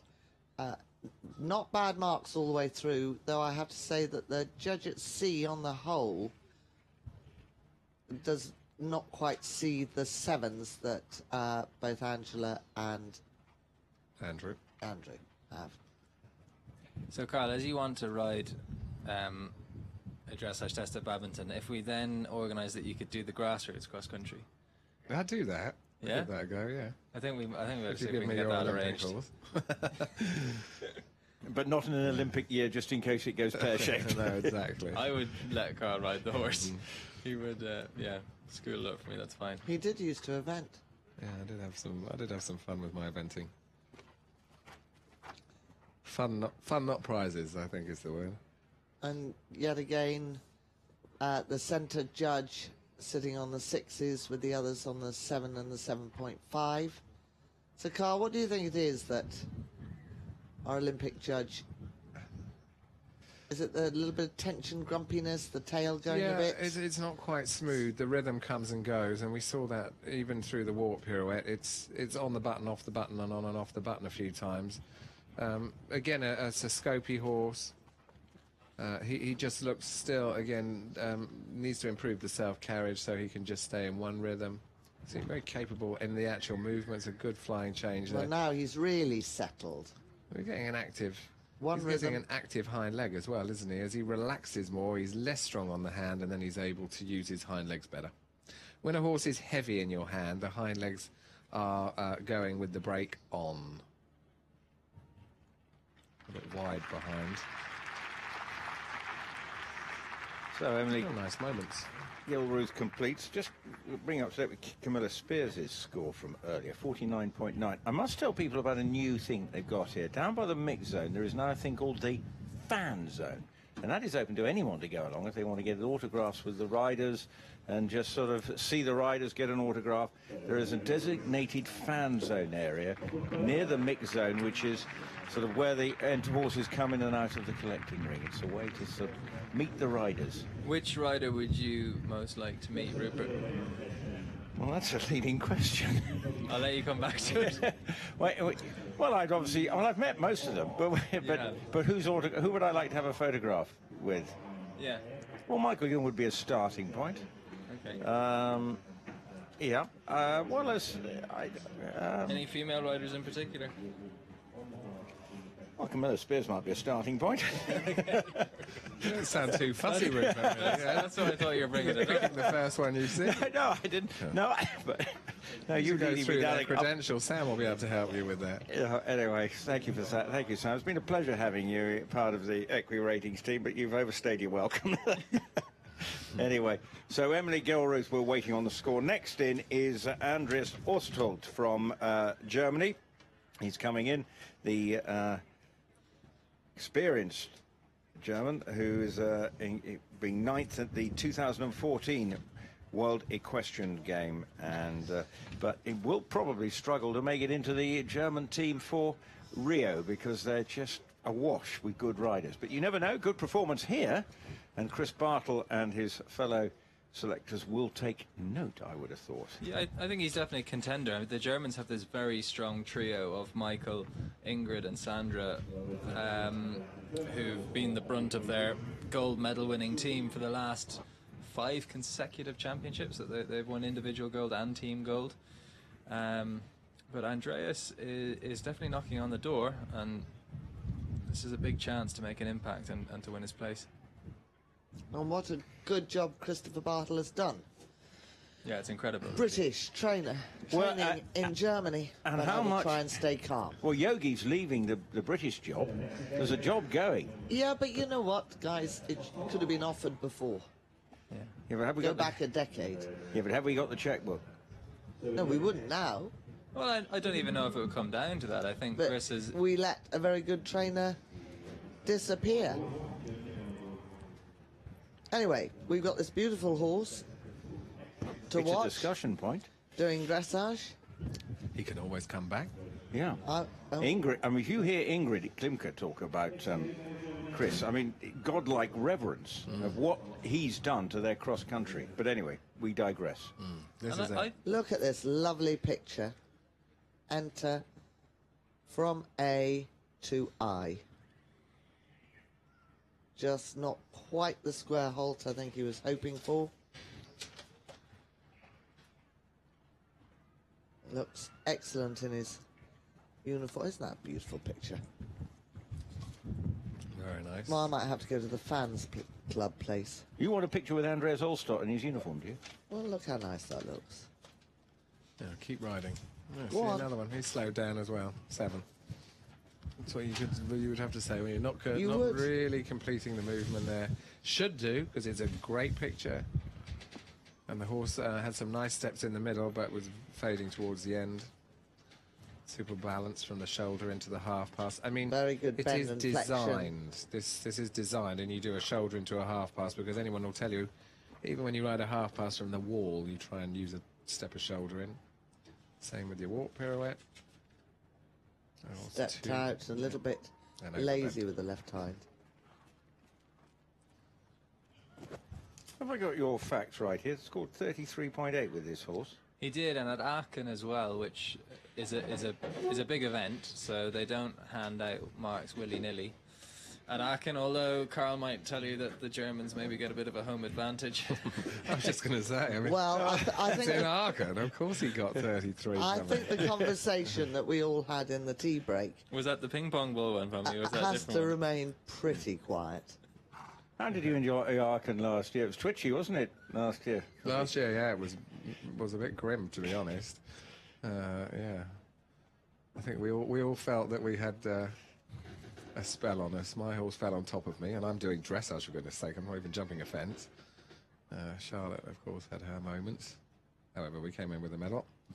Good halt. Now there, the horse is slightly dragging himself back, so he's lowering his head and neck, and then he's pulling himself backwards. Andreas has yet to complete at Badminton, despite him competing in 2008 and 2011. Purposeful walk. He's using both of his arms there. See, that's a very good way of riding the walk. He's almost trying to row the head and neck out in front of him. It's called a following hand. Yep. Encouraging that neck as far out as he can. Nice transition into the canter. He didn't shorten the reins and make a mountain of it, just folded him into canter, riding forward, so it could have been perhaps a bit more connected, but then I think the horse would have tensed. Again, this lovely uphill balance in canter. Yeah, I mean, the rider himself, Andreas, seems to have a super hand position just in front of the saddle, which is telling you there that he is riding to a forward hand. When your hand comes over the front of the saddle, it can appear a little bit backwards. And he's got a good seat. And I asked you earlier in the week, Carl, how often a week did you ride without stirrups? And it was? Well, probably once or twice a week I'll take my stirrups away to just try and... It's not supposed to be a punishment riding without stirrups, as we talked about. You do it to try and stretch your leg, get your seat down. So I mostly do it in canter. Trot's too uncomfortable. But Sam Watson has sort of looked most amazed. So I suppose we should ask him how often he rides without his stirrups. You're getting free coaching here, Sam. I do sometimes, but it's never planned, Pammy. It's usually because a 4-year-old has decided to make an unplanned movement and my stirrups go. A great Olympian confessing to once or twice a week. This is now getting very high 7s and 7.5s, 8s. Where near the leaderboard is this going to go? Into second. That's a good well do, yeah. I think it's going to be our second sub-40 test. Although I've made that mistake before already today. No, I think my favourite thing about this also is the contact. Really, you know, you can always also, when you look at the horse's mouth, you can see that soft foaming. It says that the jaw is relaxed. He's not tight in the hand. I mean, the only thing he needs to do is learn to land a bit more uphill in his flying changes, doesn't he? I mean, he has these clean changes, but he lands going down rather than coming up. Well, and there is down. To, again, a good halt. That was nice. And not surprisingly, given a warm hand by the crowd, Andreas Ostholt. I must say, we're seeing very evenly good dressage. We're not seeing like we normally by now on a Thursday have seen a few more not so good tests. Is that tactful? It's interesting. It's day one. The usual average here, because I've just been looking at it, is a 52 at Badminton. That's the sort of the average score. The average so far today has been 49, and it's day one. And so I think you're right. You'd expect them to be a little bit higher than average usually at this point. So it's a high standard, and the judges are rewarding them. Well, Emily Gilruth was better than the average because she came up with 47.5 earlier, first of the last, and she is with Joe Turness. So first horse and rider combo in after the tea break, Emily Gilruth on Topwood Bow. Our commentary team picking up there's a bit of tension to begin with, but then settling into the test. Yeah, I was really pleased with him. He was quite excited out here. And I'm just so pleased that he went in, and once he got started in the trot work, he then just relaxed a bit. And probably me being a bit nervous as well. Well, I was going to say there's nobody he should trust more than you, because you've been with him right the way through since before he even knew he was going to be an eventer. Yeah, exactly. And he never thought we'd get this far. So I'm really pleased with him. And before now, he's always been a bit like riding on his, wanting to be on his forehand and quite deep and not going forward. And actually, he's getting better and better. So I'm really pleased with him. Was it a good feeling to have got the test out of the way now and be able to focus on the weekend? Yeah, I'm just thrilled to be here, to be honest. And it was just brilliant that we got, the trot-up went well. We actually arrived to start with, the trot-up went well, and then to just come in here and ride into the arena. So you're keeping it very humble. I know it's your first time here, but you're being very realistic, are you, and trying to just keep a lid on the excitement and adrenaline? Yeah, definitely. I've had so many ups and downs over the years that it's just great. But I can't wait to get on the cross country, and the ground's perfect. And if the weather stays okay, we'd like it a little bit cooler, but really good. Well, it's great to have you here, Emily. Good luck for the weekend. Thank you very much. And Andreas Ostholt has gone into second with a score of 38.3. And so it's a German 1 and 2. Jesse Campbell now in third. But you were right, Sam. That was a sub-40 score, so thoroughly deserved. So Andreas Ostholt putting himself right in the mix and... just keeping a little bit of a gap on the leader, Michael Jung. So great effort from him. Coming into the arena now is the Portuguese riding. Duarte Silva comes from good equestrian stock. His grandfather, Joachim, was a general in the Portuguese army, competed at 3 Olympic Games, and in 1952, 60, and in show jumping in 1964, where he was 5th.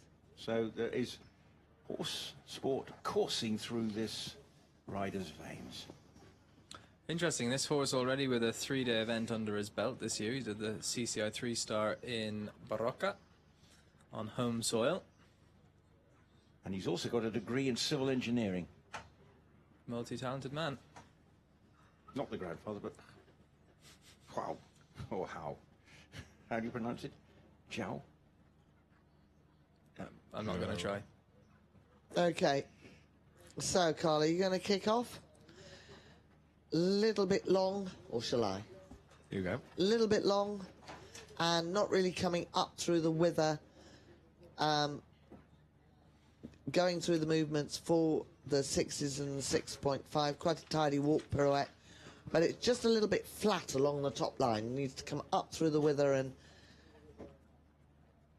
although it's quite a brave moving horse. And a nice expressive expression. Ears forward, no resistances.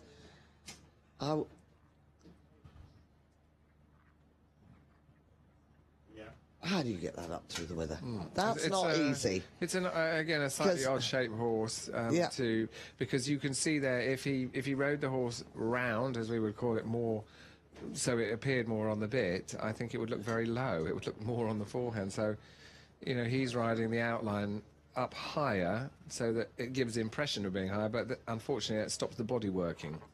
And it's not a question of very short front legs, so it must be just in the shoulder or more the way the neck comes out. He just could do with a better set on neck himself there, and some resistance in the rein back.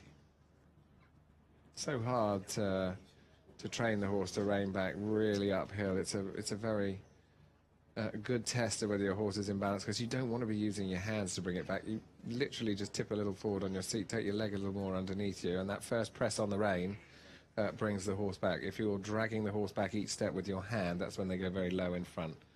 Well, the first thing I do is teach them on the floor. That's a good idea. Teaches the horse to be diagonal, because when you teach them to move a little bit quicker rather than slower, then you normally can guarantee more diagonal steps. And without the rider's weight. Yeah. However, if your horse is strong in the hand, it's also a very useful exercise to lighten your horse up, rein back. Yeah, it is. It is. Rein back canter, brilliant exercises. Get the horse more off the forehand. So Now keep the bend to the right. Yeah, it's almost bent left. Turn 1, 2, 3. Ah. That was rider error there. Yeah, late to the aid and... I just want to try and say something here about when you aid the horse to do the flying change, and that is when the horse is on the floor. You have to say, get ready for the change, because he did it when the horse was up in the air, and an inexperienced horse, or if the horse is very sensitive, will then change behind like it did there. There it's done 2 ones. Yep. So it's not that it can't change, it's that it doesn't... He doesn't really listen... It's just that Grand Prix is not required today, really, isn't it? It's... it's hard because it must be sensitive, but... Or she must be sensitive, the mare, sorry. Calling her a he. That's a chestnut mare. So it needs a bit of tactful care as well, I expect. But yes, I mean, he has to aid it. The rhythm of the change is 1, 2, 3, leg. So I always look at the outside front leg. 1, 2, 3, leg. There you go. You counted. We did that well. Yep. So there is a time, as you can see, there is a moment that you have to aid the horse. Might be a little bit easier for us all to see here on the straight line, providing he does it over that line. Good timing. And again, you'll watch his right leg will come forward. 1, 2, there we are. It didn't actually move. Because the horse did it on its own, that's why. I mean, he literally thought, I'm going to ask it, and the horse went, don't bother, I've done it. But it did it very nicely on its own. Maybe we should do that a little bit more often. Maybe just that indication, do you want to do it, and let it. So, good effort first time, though. How old's this mare? Sam's fallen asleep 13, again. 13. 13-year-old chestnut mare. That's what it says here, just to confirm. And so, exiting the arena. Next in, we'll have Clark Johnson, a team bronze medalist at the WEG Games in Kentucky. But Andreas Ostholt, we can confirm, is in second spot with a score of 38.3, and he's only 3.9 behind our leader, Michael Jung. So that now means that he's within a fence. So that adds a little potential twist. And we are waiting for our next rider to come in, who will be the aforementioned Clark Johnson. And we'll be back with his dressage test in a couple of moments. I'm looking for a new horse box, but I just don't know which to buy. That's easy. Alexander's Horse Boxes.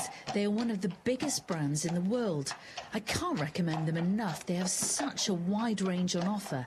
And if you don't want to buy new, they also have the largest selection of pre-owned horse boxes in the UK. That sounds ideal. It's well worth visiting the showroom. The staff are so helpful. Well, there's a dedicated aftercare and body shop on site, a collection service, and they provide courtesy horse boxes too. Alexander's Horse Boxes, celebrating a decade of excellence. Come and see us here at Badminton. We're at 65 Swangrove Street. Hi, I'm Jodie Amos, and you're listening to Radio Badminton. And the next rider is in. It's the 29-year-old Kiwi making his debut here. Clark Johnson, with plenty of experience, has gone well in the four-star in Adelaide, where he was third. That was my attempt at a bit of Aussie, but the Kiwi rider, and I suppose he'll be looking for a good performance this week with his 12-year-old grey, consistent performer. But this might be, well, with Kiwis, you know they come with plenty of talent, and he's well trained too. One to really keep an eye on. It was Jock Paget. It was a young Kiwi who spoiled the party last time for Michael Jung. This horse very consistent. He's had 6 runs in the last 12 months, and he's been clear cross country every time. Low dressage. He averages a 41, and he's had 1 jumping penalty in all those runs. So he's a very good jumper as well. So he's got all 3 phases. He's done a 4-star, and here he is at Badminton Horse Trials, trying to win it at his first attempt. So, entering the arena, and Carl is making his notes for his... Is that next week's article on the dressage? Or just a little comment on 2 days of dressage. So, quite a lot to talk about. Going to reveal what you're thinking? No. Okay.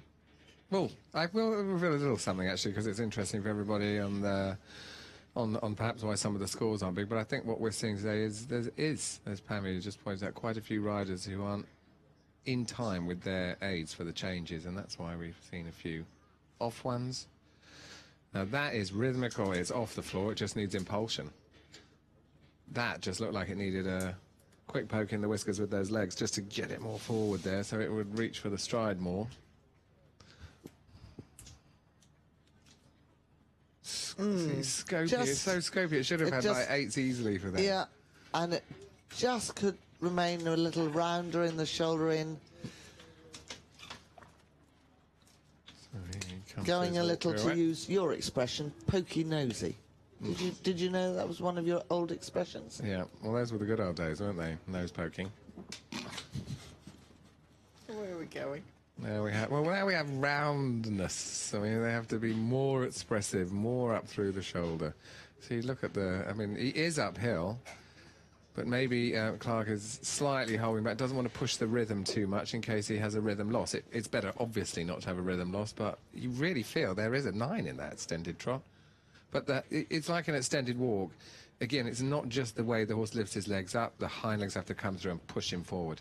And they are actually squashing it quite hard there with a 6.5. They are. Yeah, C has stayed on 6.5. So they really are not enjoying it without the impulsion in it, which I think is a shame.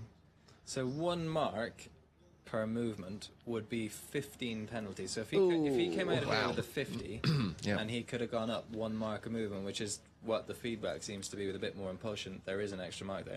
He could have been on a 35 from a 50. Yeah. These statistics are going to drive me nuts. The thing is, not every horse, but not every horse is capable. So, I mean, you know, there are some horses we can't expect them to get the score. I think we could expect this from this one.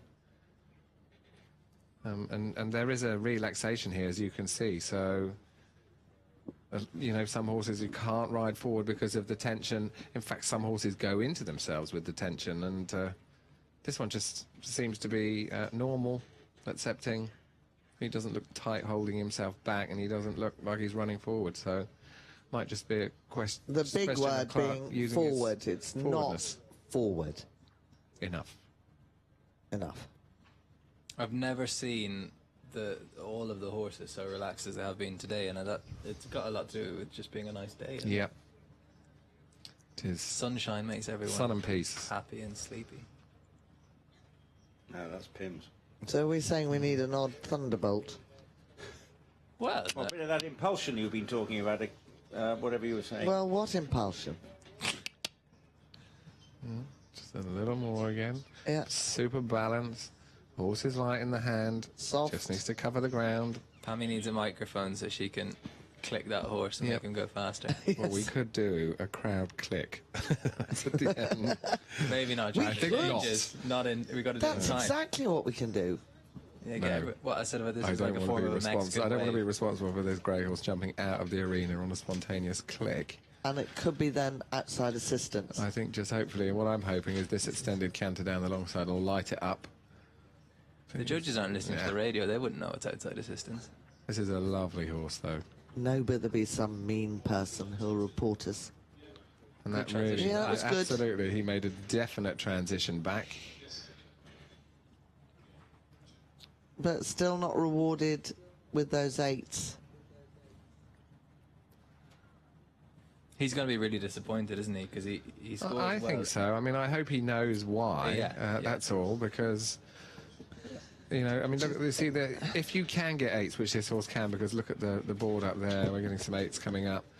And, you know, if you know you can get it, so frustrating when, in fact, all it needed was a little bit more forward riding. It's just a fraction sleepy. Yep. So it's not a big thing, it's just half a mark per movement on wake up.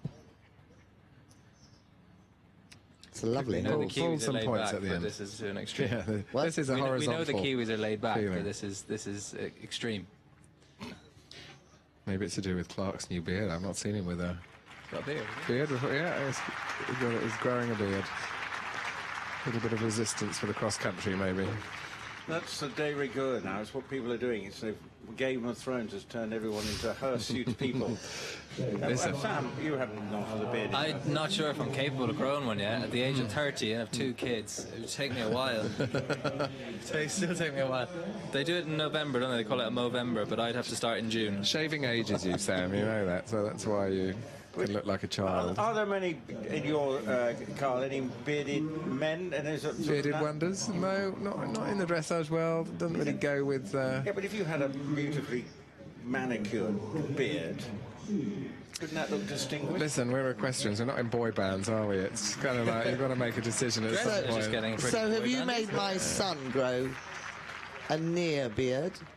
I didn't make him. I mean, your son chose to grow a beard, and I'm not his father. I can't tell him what to do. That's your job, Spanny. Well, I'm surprised that one got past you. I'm just going to give you a score of our Portuguese rider. There he goes third, though. 53 points third, but there we got a 40.8 from... Yeah, but could have been... Where? Wow, that could have been 35. Yeah, 35. That should have been 35 because the trot had the rhythm, it had uphill, it just didn't go anywhere. So a little bit of frustration, perhaps, he will be feeling, but all the same, he's in the mix, he's in the hunt with that 40.8, so a good day's work, but maybe knowing there's room for improvement. You're listening to Badminton Radio here on 106.1 FM. If you're listening to us in your cars, make sure, if you haven't for the first time, if you're coming back, buy one of the headsets for £9 to keep in touch with everything that's going on here, and indeed tomorrow and throughout the championships with Carl and Pammy will be back tomorrow. We'll also be joined by Matt Ryan, Daisy Barkley, Piggy French is part of the team, and Sam Watson, of course. We've got awash with experts who know exactly what they're talking about. But next into the arena, we've got the oldest horse, smallest horse, and that is the horse of Libby Head, Sir Rockstar, standing at 15-1. And he's 18 years. Is he smaller than Jiff? They're about the same size. They can put a carriage together. Am I going to argue with the badminton programme? No, maybe not. He's 18. 18. He's 18. He is the oldest horse for sure. So you know this one, Sam. Has he been around for years? Not seen him before? No, I don't know. I mean, Libby's only 24. We've been competing in America mainly, I think. Okay. Ooh, well, his best dressage at 4-star is a 63. Oh. Well, I'm crossing my fingers for her Mind you, I think today, he's only then. done one 4-star. But then my stats only go back to 2010, and as he is 18, I probably missed half of his career. Right. That is a very big stats book parked on your lap. Thank you. He was bought. No, hang on. He was bought in 2008 as a 10-year-old, having done nothing. Okay, so I do have most of his information. So he's young in legs. He's come to it that late. He is. He's like a show horse, really. Needs to bring. He's his very neck up. attractive. As Carl said, the neck needs to come up, and the medium trot again was just shown over the centre line. Libby's from the USA. I've now worked out why I don't really know this combination. Bit of a twisted neck there in the half pass. He still needs to turn the front of his face more to look where he's going. You know, the half pass is both ways towards the judges. They help the judge also see that the horse is level in both of its bends. Now, if you ride, you'll probably be aware as well that horses are generally a little bit stiffer in the bend to the left, and they're a little bit more hollow to the right. So very often the right bending looks more exaggerated than the left. Why do you think that is? Well, they say it's because it's how they're born, isn't it? How they lie in the womb that horses are more stiff on one side. What, you're telling me they all lie the one way? I'm Or only could it telling be you what that I've we read. handle them on the left There's that as well. for 3 years? Well, if we handle them on the left, then we should bend them more to the left. But we You see probably how he ruin finds them. it more difficult to the left, look. It's because we've got such bad hands when we handle them. I think so. That was a shame there. It might be an indication of how he's been in the past if he's not had these scores. He got a little bit tight and tense. And you'd hear by the sneezes, annoyed. Sneezing is not a good noise when you're riding a dressage test No, because it isn't. it does indicate to you a little bit that they are beginning to bubble. So, 2, 3. Do you know what skimboarding is? No.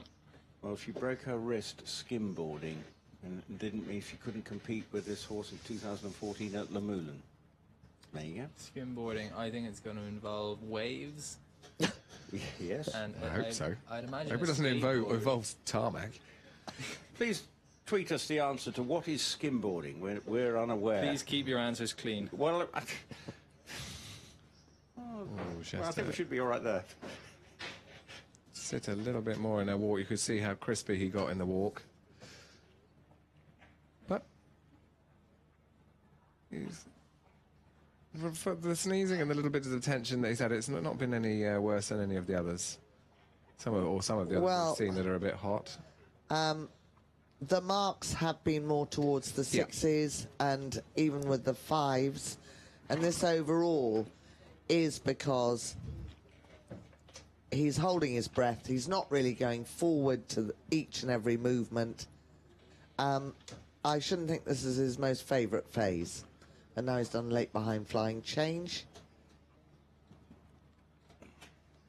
However, he doesn't look uncomfortable. No, he doesn't. Look like He's quite happy. But it doesn't look like he shouldn't be doing it. No, but he, as you said, he's just... It's just not his strong point. She's nursing him around it. It's a pity because he's attractive. He's gorgeous. Absolutely lovely looking. Large riding horse. I mean, he's beautiful. Small hunter, maybe. No. Do you think? Got too much quality, surely. Well, I have to get the showing experts on that. I can't say I am. I had a winner there last year. Where? At the Horsier show. Oh, showing. Wow. I can't remember what in. I judged the Supreme there one year. That was interesting. All the champions. That was pretty hard work. Did you get shot? No, because I always have the car waiting outside to leave immediately on results. But if I'm not mistaken, you are doing a demonstration there. This year, yes. So again, another late flying change.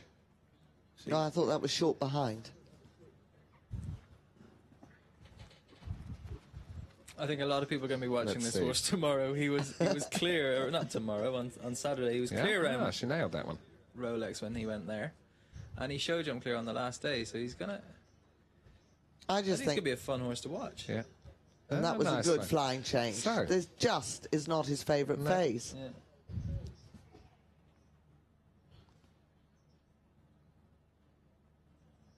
And coming to the end.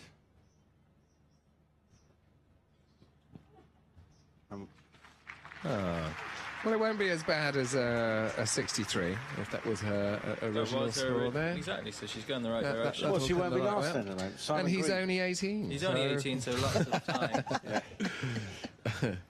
And still wanting to know what skimboarding is. But for Libby Head, who is a Bachelor of Science as well, to boot, in animal science. And she's been preparing recently to make sure she gets here. But let's head back to the mixed zone, fan zone. Not sure what it is. There's everything going on down there, but let's go back to Joe.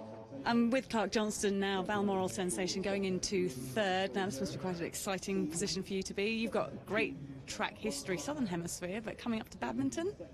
Yeah, it's I've been to England before, but never to Badminton, and travelled from New Zealand about 6 weeks ago with Balmoral Sensation, and yeah, so it's exciting to be here. It's been, you know, it's a real challenge to travel a horse from the other side of the world and arrive here with them in good condition, and I feel like we've done that and put a reasonably good score on the board day one, so that's a good start, and yeah, it's really exciting to be here. What were the highlights of that test for you? He walked, which is good. His canter work is always the highlight. The last two changes weren't nearly as good as they can be, which I'm a little bit annoyed about, but yeah, the canter work is always his highlight, really. But you snuck in behind the two German riders, so you must be very happy with that. Oh, it would have been better to be in front of them, but yeah, no, I'm happy with third at this stage. It's a solid start. Yeah, it is. Thank you very much for talking to us. So that's Clark Johnston into third. Carl and Pammy said it could have been better. Maybe we just hear the slight undercurrent in his voice. Maybe he's thinking that could have been a little bit better than it was. But 40.8 for Clark Johnston. And 57.8 was the score for Libby Head. So that is a very she must be delighted that with that, given that it's better than our previous 4-star outing. Well, the next rider coming in is the Cheshire-based British rider, Michael Owen, with Braidley Law, and he's been competing here first time in 2002, but last 2 years In fact, he competed with the Highland Prince and was unable to complete, so hoping for better this week. And so Braidley, Law and Michael Owen coming in to the arena. It's for Michael, who is 37 years of age and is making his 4-star debut.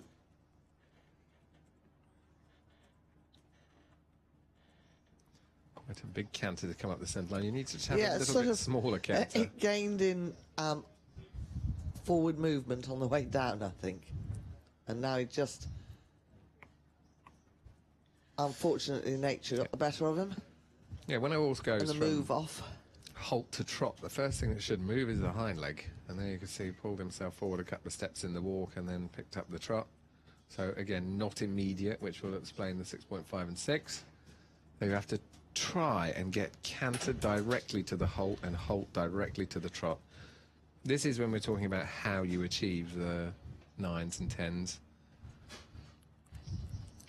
So I think I can only remember seeing 1-9 today so far. But judges are encouraged. They are encouraged to, you know, award these points for the right ones. They will give the 9s and 10s, although we haven't seen many or any of them yet. Yep. The walk pirouette. Angela Tucker, who's judging, and Andrew Benny. Certainly the two that I do know. They are used to judging straight dressage competitions. They will be used to high standards. This is running at the moment in the trot. The trot is slightly holding himself on the horse, as we can see in the extension. He's not letting go and reaching. He's quickening his steps. Completing the movement and... An attractive horse. Yep, lovely A little horse. bit irregular behind in that left half pass. And that can be either he just bashes himself or that it was in the left hind. A judge at B would see that, but not the two straight ahead.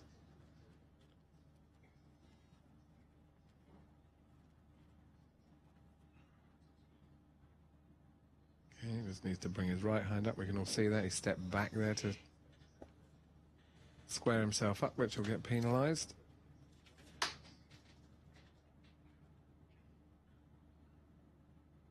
Coming forward to the extended walk.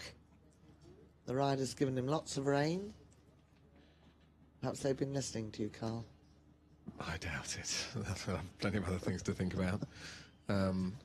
But, you know, riding a test, sometimes it is useful for riders to actually watch some other people going, know why the marks are being given and what for that movement, and how to ride it better. Of course, we all need test riding. We all win gold medals at home, but we all need help to produce it in the ring. And test riding is a very important part of this phase. You've got to present the horse well, but being accurate and riding from movement to movement is equally as important. It's a test of accuracy as well as obedience and suppleness.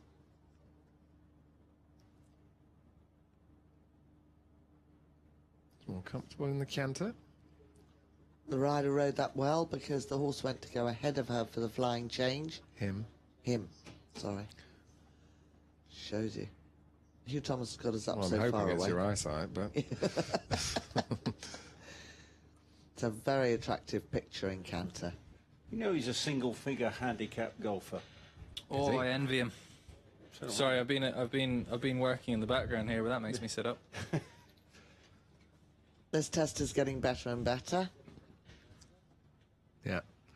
This horse is definitely happier in the canter. He's more engaged in the canter. And his marks are improving in the canter. Looking more consistent too. Yep. Oh, spoke too soon. Yep. So that's, again, he's going to have to rescue this. He's got a few strides now just to get, because then he can still get a mark for his change, which unfortunately he won't get that either because that was late behind. Good jumping horses. He finished on his dressage score at Blair, which isn't the easiest place to do it. And he's not that old. He's only 12 years old. So, could be one that's go in the right places. Yeah, See, that's what happens Too when you free. allow the horse to go long. Yes. Then the horse leapt off his hind leg, so that's why he left it behind. He missed that nice little bit of compression to keep his hind leg underneath him.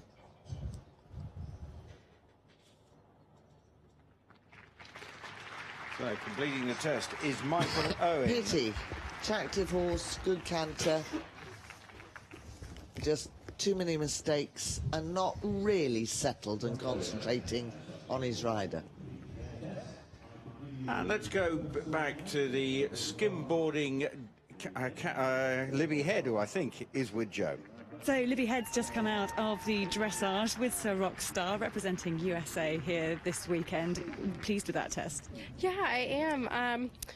I usually really struggle with him just to keep him under control in the ring. He tends to get really hot, but he's been better and better over the last few months, so I'm glad that he kept it together here as well. Now, he came to the eventing game rather late, so tell us his background. Yep, I got him when he was 10 years old. He hadn't really done much up until that point. He raced when he was younger and then kind of sat in a pasture and hung out, I guess, until I found him. And what does it feel like to be here at Badminton? Is this fulfilling a lifelong dream for you? Yeah, it's crazy. I don't think it's quite hit me yet that I'm here. It still feels like a dream, so hopefully after cross country it'll... Well, I believe the commentators were saying that was your best 4-star score to date, so you've got to be pleased with that, 57.8. Yeah, I scored Rolex was 60, I believe, so I'm glad that it's going down. Well, good luck for the rest of the weekend, Libby. It's lovely having you here. Thank you. Loving the experience is Libby Head. It says about skimboarding that if you've dreamed of mastering a sport that's tricky and involves water and freedom, but lacks the danger associated with surfing, skimboarding could be the perfect choice. Well, unfortunately, poor old Libby broke her wrist doing it, so I do think there is some inherent dangers. But thank you for the people who've tweeted in with details of skimboarding. Devon Oliver's tweeted in about it, saying it's in shallow water, but it still seems like you can do yourself an injury. Jacqueline Haley amongst many people. So skimboarding is known by our audience in Badminton Radio Land. So thank you. Most event riders find some way in the off-season to continue to break bones, whether it's skiing or surfing or skimboarding. Do you ski? No, I just hunt in Ireland sometimes. That's scary. Or you ride a Willie Mullins racehorse. Actually, I prefer doing that, yeah. Don't tell me you've ridden Duvan, have you? I haven't, actually. I actually declined the offer. Oh, I don't That's think a bit like a dressage radio say, could they ride Vallegro? And you decline. Yeah, well, I picked him out when he was younger. They had a couple of really nice horses, and I said, this is my favourite one, and he was a lot cheaper than another one they had, so I spotted him early, but then... Well, you didn't put your hand in your pocket. Yeah. Oh, no, I would. I'd never... no one can afford Duvan right now. This is a machine. Or then, to be fair. It's a bit like, you can't afford Vallegro now. Right? The Vallegro is not for sale. Exactly. Exactly. So now, coming into the arena, Giovanni Ugolotti, another of the Italian, riding Oplitas, and he's based up in Naunton, which is real racing territory, because there you've got Nigel Twiston-Davies based at Naunton in Gloucestershire. They're right across the road from me. He is fiance of Catherine Robinson, who was the Canadian rider in the ring earlier. Is that where you're based? No, I was there for a while, but that was many years ago. I'm back in Ireland now. Giovanni's based with Eddie and Debbie Stibby, isn't he? Yeah. Lovely guy, lovely couple, himself and Catherine. It's third time visit here, but hasn't managed to complete so far. But on a different horse, it was Contica who he was riding. Stilo Contica. Well, that was smart on the centre line. Good entry, halt, salute, and move off. The medium trot could have just started at H and is running a little. Not quite free enough in through the shoulder, although it's actually quite active behind. It's a shame that the biggest tweet thing we have about skimboarding rather than... So please out there, any questions for Pammy and Carl? Because they've been very quiet this year, haven't they? Well, you haven't asked. We haven't put your foot in mouth too many times. You've only had 2 attempts at swearing. Not bad. Not bad, which is, we're coming to the end of the day. But let's worry about Giovanni's test. Are you happy? Yeah, again, it's can do with more impulsion. So you know, when you ride dressage, although it should look easy and elegant and quiet, all those things that we know, it also has to have a certain amount of risk put in it for you to get high scores. So when I say that, I mean risk is like riding from one marker to the other with full impulsion. Risk is, you know, really good bend around your half pass and really flowing and not slowing down. Risk is riding a really forward extended trot, and we haven't seen any riders yet today, quite understandably possibly, but have a risk, you know, like in everything. There's been a few that have done good bits and pieces, but we need a good amount of risk to create these high marks, and that's why we haven't really seen them yet. Just that stepping on the accelerator without getting caught for speeding. Have you been caught for speeding, Pammy? 3 times through my licence, 2 speed awareness courses. Oh, I've joined the club. I've also done a mobile awareness course, just to add to the 2 speed awarenesses. So I'm a bad boy. Carl? I shouldn't think you should admit to things like that, to be perfectly honest, on the radio. So, well, I'm resigned. I'm from Sark in the Channel Islands. We don't have cars. Of course I've been caught for speeding because I'm unaware of how cars go. Again, the extended lacking walk. in the freedom and could take the contact a bit more forward. But again, easy for us to say, a bit of underlying tension. Then when he came to the medium walk, it broke, but the whole thing, I think the horse had got one over the rider. In that it was able to do that because the rider's leg had come off, and so I think the horse was in charge of the rider, not the rider in charge of the horse. And the rider has to sit in the direction he half passes as well, so he's got to look to the right himself. He was a little bit looking to the left, which looks a little odd. Keep his weight down on his right stirrup to keep the horse's weight over the right hind leg. And that was not a brilliant flying change. Again, he could have, to pick up where Carl was, set it up a little better, got his riding ahead. Does that sound mad? You have to ride ahead of where the horse is, don't you? You have to think ahead, be ahead, give the correct aids slightly ahead. Are you always thinking 2 or 3 steps ahead? You might be thinking it, you don't always do it, in case the horse is too, but you have to be aware. That's perhaps a better word. It's like a piece of music. You know where you're heading on the score, if you see what I mean. Well, you know where the notes... like with a spooky horse, I used to ride one, I would know that now he's looking at the camera and not thinking about the flying change. Yeah, unfortunately, this one needs to think a bit more about his flying changes. Less about the camera. Less about what we're all saying, because they are letting him down, unfortunately. But he is, it does appear to us today, this afternoon, to be a little behind the horse, perhaps. Yeah, I mean, it might be just the horse's green as well, because he did actually get both of those changes there. They weren't easy flowing yet, but I mean, the horse might be still in training for these. Some horses will take years to learn the flying changes. It's so ridiculous. At the end of the day, the horse is just jumping from one side to the other, and you cannot believe the fuss it can create in training them and then becoming... How old's the horse, Sam? 12-year-old. Oh, no, I'm on the wrong page. 15. Yeah. Well, so he should be established, well established by this age in the flying changes. But when do you teach your horses?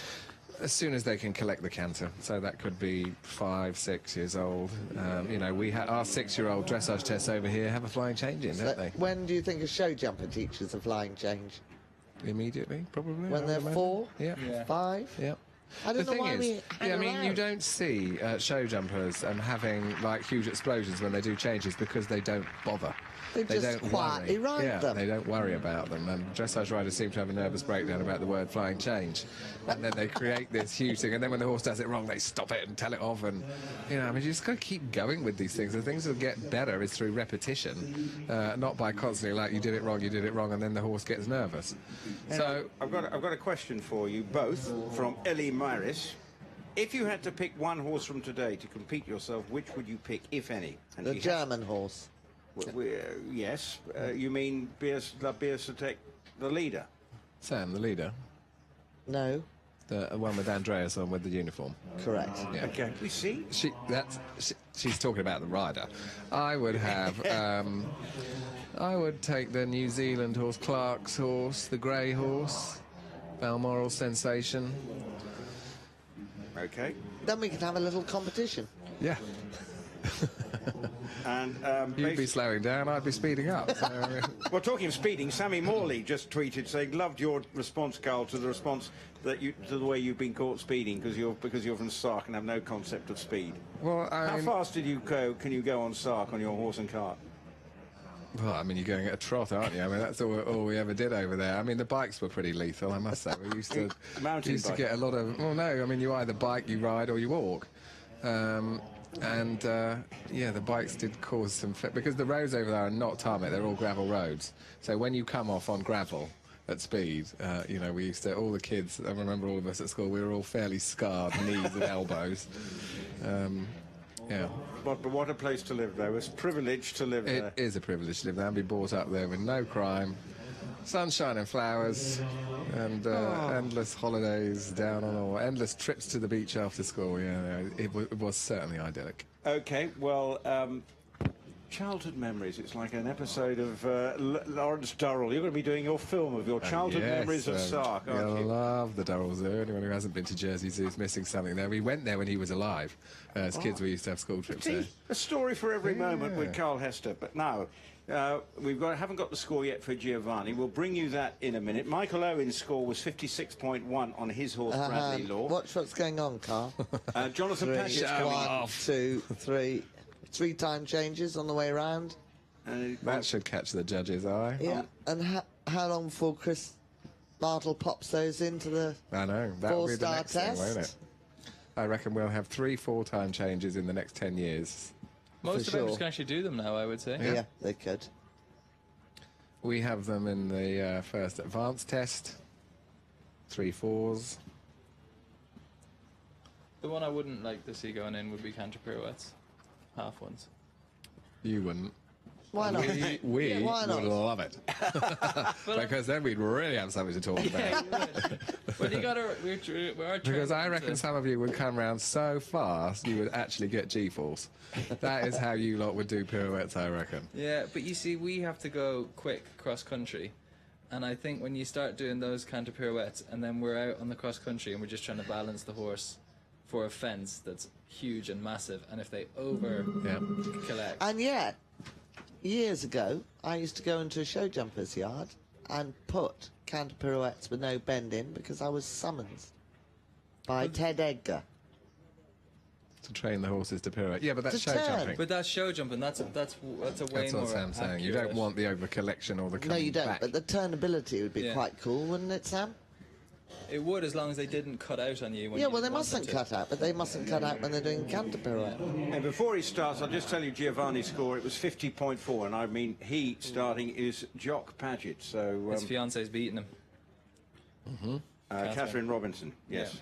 Well, they could both get their heads together with their changes, couldn't they? 'Cause that was her problem this morning as well. It's because Giovanni usually teaches her. They need to maybe they need to maybe swap partners for a year. Pity that move off wasn't direct. We're looking at... Could be expecting a good score here Yeah, as but well. Jonathan's been showing off on the outside of the arena with sequence changes, and he's ridden this medium trot from the very first letter to the F marker. Almost. Oh, come on, Carl. One step. Well, let's see what the mark is then. 7, 7.5, 7.5, so that should tell you something. This horse was third at Badminton last year, and he's got 2 top 5 placings at Burley as well. Yeah, this is experience. And, I mean, anyone that's brave enough to be honest to go around the edge doing 3-time changes like that, he knows his horse. You know, he knows how much to ask. It looks early from here. A little bit of a tricky walk to collect.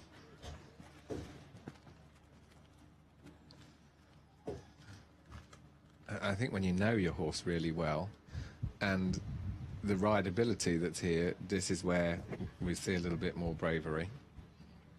This rider, well, we can see by his legs they're on. He's motivating the horse with his lower leg. Good position with his upper body. So now he needs to drop his left elbow, put his right shoulder forward, get his weight over the inside stirrup there in the half pass to the left. Oh, and that was lacking, again, forwardness when he came down to the walk. Horse looks so relaxed, it actually needs to go have a little bit more pep in it. And he's, again, got a tremendous amount of leg on. What a halt. I give him that. Oh, from the side it wasn't quite the same. Where we sit, perfect. What would you do with a horse who, in an environment like this, tends to sort of withdraw a little bit and goes behind the leg? Switch off. Yourself as a rider? No. Oh, Sorry, yeah, what you mean is switch off. Yeah, what would your solution be? I'll tell you what does work, which when you're wearing a tailcoat you can get away with the odd step of rising trot every now and then to try and release its back. Okay. You know, because it's very often when you're sitting to the trot and the horse holds itself, and then you probably find yourself tense when you know it's not going, you're gripping. Yeah. And if you can just do the odd step of rising trot. And then you'd have to experiment with little bits like if you worked it in by simply hacking it down and going in, or whether you even went and jumped 2 show jumps 5 minutes before you went in. Yeah. That might work. I mean, not all of these horses, of course, will need to be worked in doing the movements for the test, because the reality is now, especially with an experienced horse, you know, they know the movements very well, so it's just, again, getting the brain right to go through the movements. You don't have to endlessly train these movements.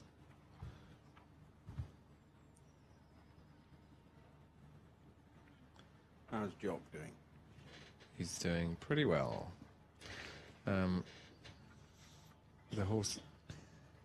He's certainly riding every step. Yeah, he is. He's putting his own amount of rideability in. Plenty of 7.75s, the odd 8. Easy to watch. The horse moves well. It just is... could take him more forward for himself. The horse could take Jock more forward. That was risky. You know, when you risk so much in an extension and then you're a little bit strong with the hand, there he was when he brought him back. The horse blocked in the back and did one flying change behind because he was too stiff on the bit.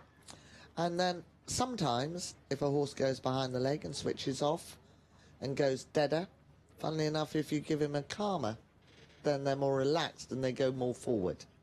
On the other hand, of course, some react the other way to calmers. And go completely...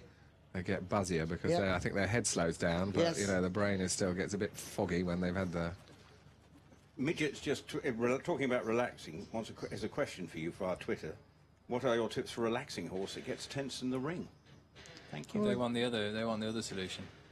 Yeah, I mean, like Pam... Oh, he just... I don't know why he did that there. No need to. It was almost like a little bit of a head shake Went just before the... hand. yeah. Well, perhaps I suggested to a pupil the other day they stopped spending money on dressage lessons, even though I'd love to give them dressage lessons, and went and did many tests as possible. Perhaps went to a dressage show, did a novice, did an elementary, did a medium, and didn't work them in for too long so that they weren't on for too long, and just went into the arena more often, other than as a big horse trial. That's one idea. Turn them out the night before. You can't do that here. I think sometimes the mistake people can make is they work them in for ages because they think that'll make them, and then they start to get quite sort of sore in their, you know, muscle soreness, and they go from being buzzy to being agitated. Absolutely. So varying the warm-up, maybe get them out a couple of times. Yeah, I mean, we very much find that this, you know, like little and often is a lot better for the hotter horses than prolonged periods where, as you said, that the muscles get tired and then they get achy, and then they can even make them hotter then because they get so, you know, sore and buzzy about it. So, you know, sometimes lunging without the rider on.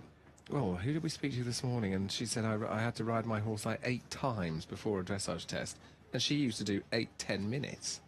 8 groups of 10 minutes. Can you imagine that? Poor groom. Thinking of my wife. Yes.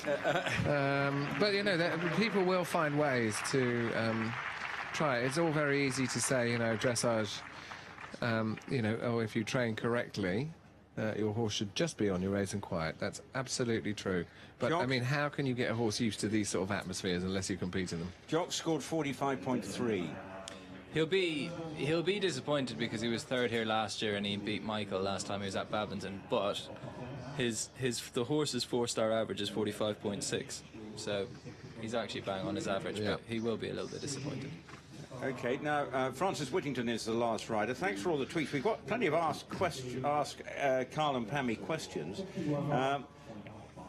Are there any excellent... Well, this might take a long time. This is a simple one. What do you think is a better, an eventing horse who is significantly better at dressage and okay at jumping, or vice versa? And that comes from Gabby Martino with the Twitter handle, The Gabster. It's got to be excellent at jumping, and then you improve the dressage. However, if it's got to go to top level, unfortunately, the reality is nowadays it must be good in all 3 phases.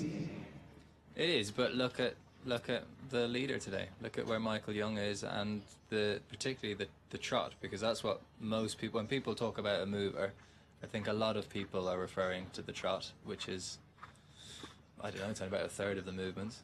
I would personally go for a really good canter. Oh, we were asked about the paces. I thought you meant show jumping and cross country. Well, no, yeah, we were, but more or less it was which is the better. But we better worry about Francis Whittington and Hasty Imp and get Carl's answer to that question, what he would think. But he'd probably go for the dressage, but being his natural background. Not if I was having to go around here, I wouldn't. Okay, No. okay, fine. Well, we are doing the Mitsubishi Motors Cup next year with Allegro, so you've told. Right. Yeah. So Francis is again accomplished on the flat. He's an elegant rider, always has been, and he has done extremely well in this phase in the past. Produces some nice tests. And he's producing very good trot work in his test at Badminton. So that's going to bring us to Sam's question of, should the trot be better, and don't we worry quite so much about the walk or the canter? But for me, and I'm sure Carl, we'd prefer the walk and the canter to be brilliant. Yeah. Because most horses' trots you can make. That's right. No, that's what I agree with Pammy. That was my point on the horse that's in the lead today. Probably doesn't have the biggest natural trot. No. But he's won several 4-stars, and he's leading Badminton on a score 34. And that's why I would, and he's obviously a very natural jumper and a very good jumper. So that would be my preference I agree. too. Trots can be improved, and this one will need improving as it goes along. And the picture is attractive. The swing and the actual rhythm is changing. So sometimes he's a little bit tight, sometimes he's a bit short, and then it relaxes. Particularly noticeable in the extended trot, that he didn't let go of his shoulders and reach for his stride. And that is caused by the fact the horse isn't pushing himself enough from behind to lift his shoulders and give him that moment of suspension. Very positive rein back. Yes. Big steps.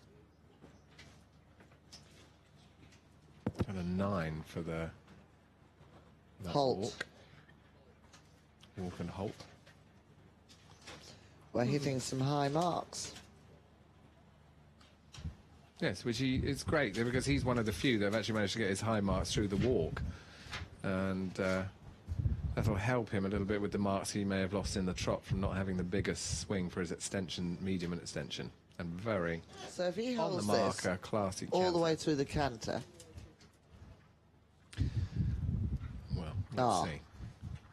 We'll have to see how that... Not an easy canter, though, to just keep...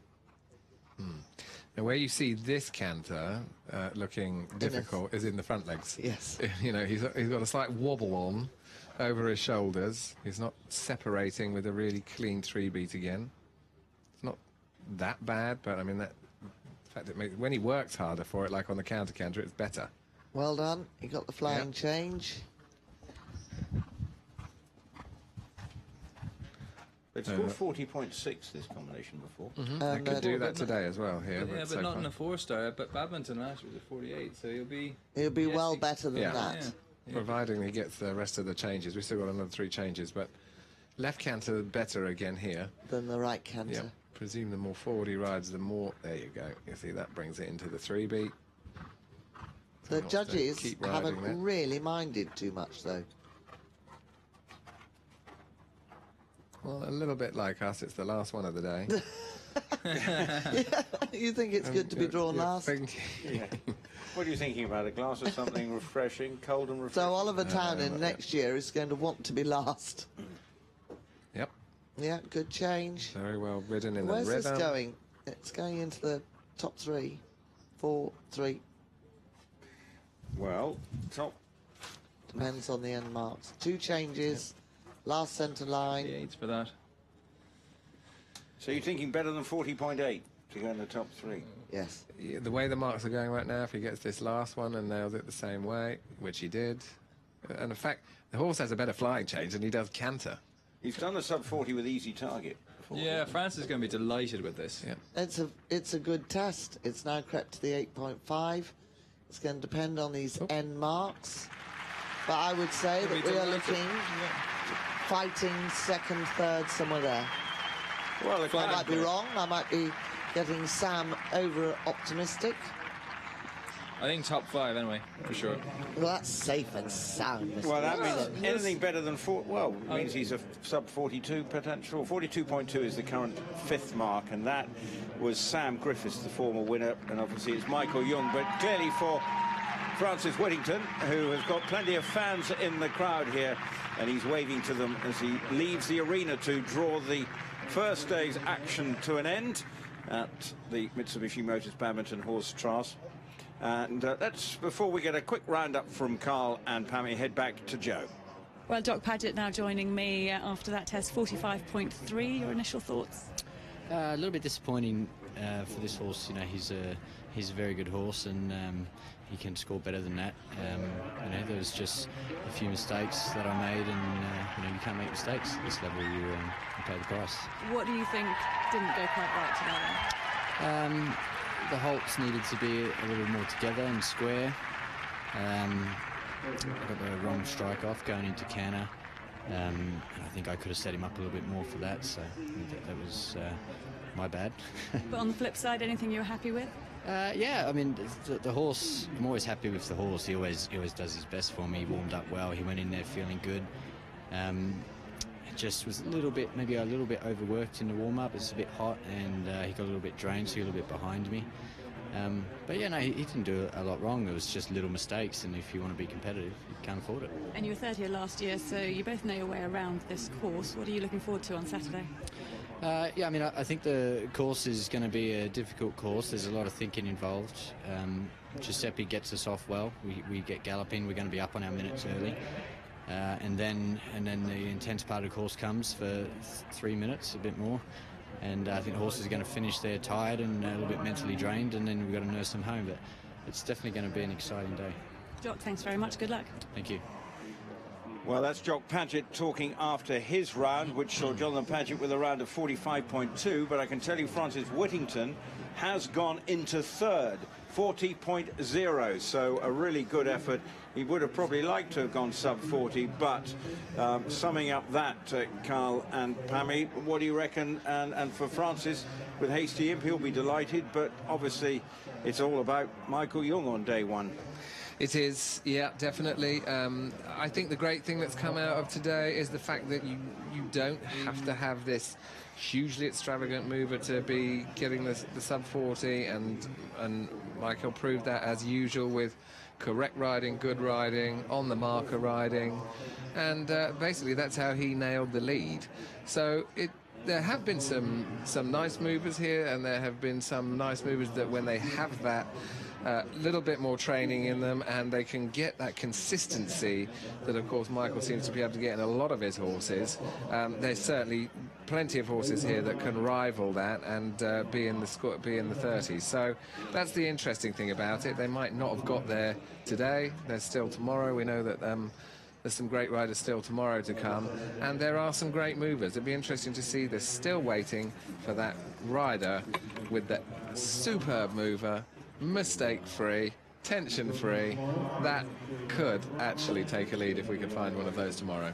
Chris Burton, Noblest. That's my shout. Yeah. Okay, Pammy, what do you think of? Well, totally agree, and quite interesting. Day one closes with Carl and I agreeing with the judges, and nobody sent us any two-route. No, they've all been quite complimentary, and we'll tomorrow. So far, so good. We'll get more questions because we'll do more of the Ask Pammy and Carl tomorrow to get the full benefit of your experience. Free coaching to the listeners of Radio Badminton. What are you off to do now, Pammy? Going to have a little glass of something refreshing? No, I'm going to drive, so I don't drink as well, but drive home. Just speed. Do the supper. Yeah, all right. Try and get through Tetbury very quickly. Very good. While I listen to your roundup. Okay, thank you very much. It's been a pleasure as always. Only 2 gaffes today, only 2 swear words, which is something of a record. If you're having a spread bet at the start of the day, you'd have probably gone long and said 5. But actually, she was a good girl today, was Pammy. And Carl, as usual, always a pleasure to have him on Radio Badminton. Sam Watson's been alongside us as well. So day 1 ends with Michael Jung out in the lead. And let's now go and join a man who's moved into 3rd. And that's Francis Whittington, who's with Joe. Well, Francis Whittington has just closed...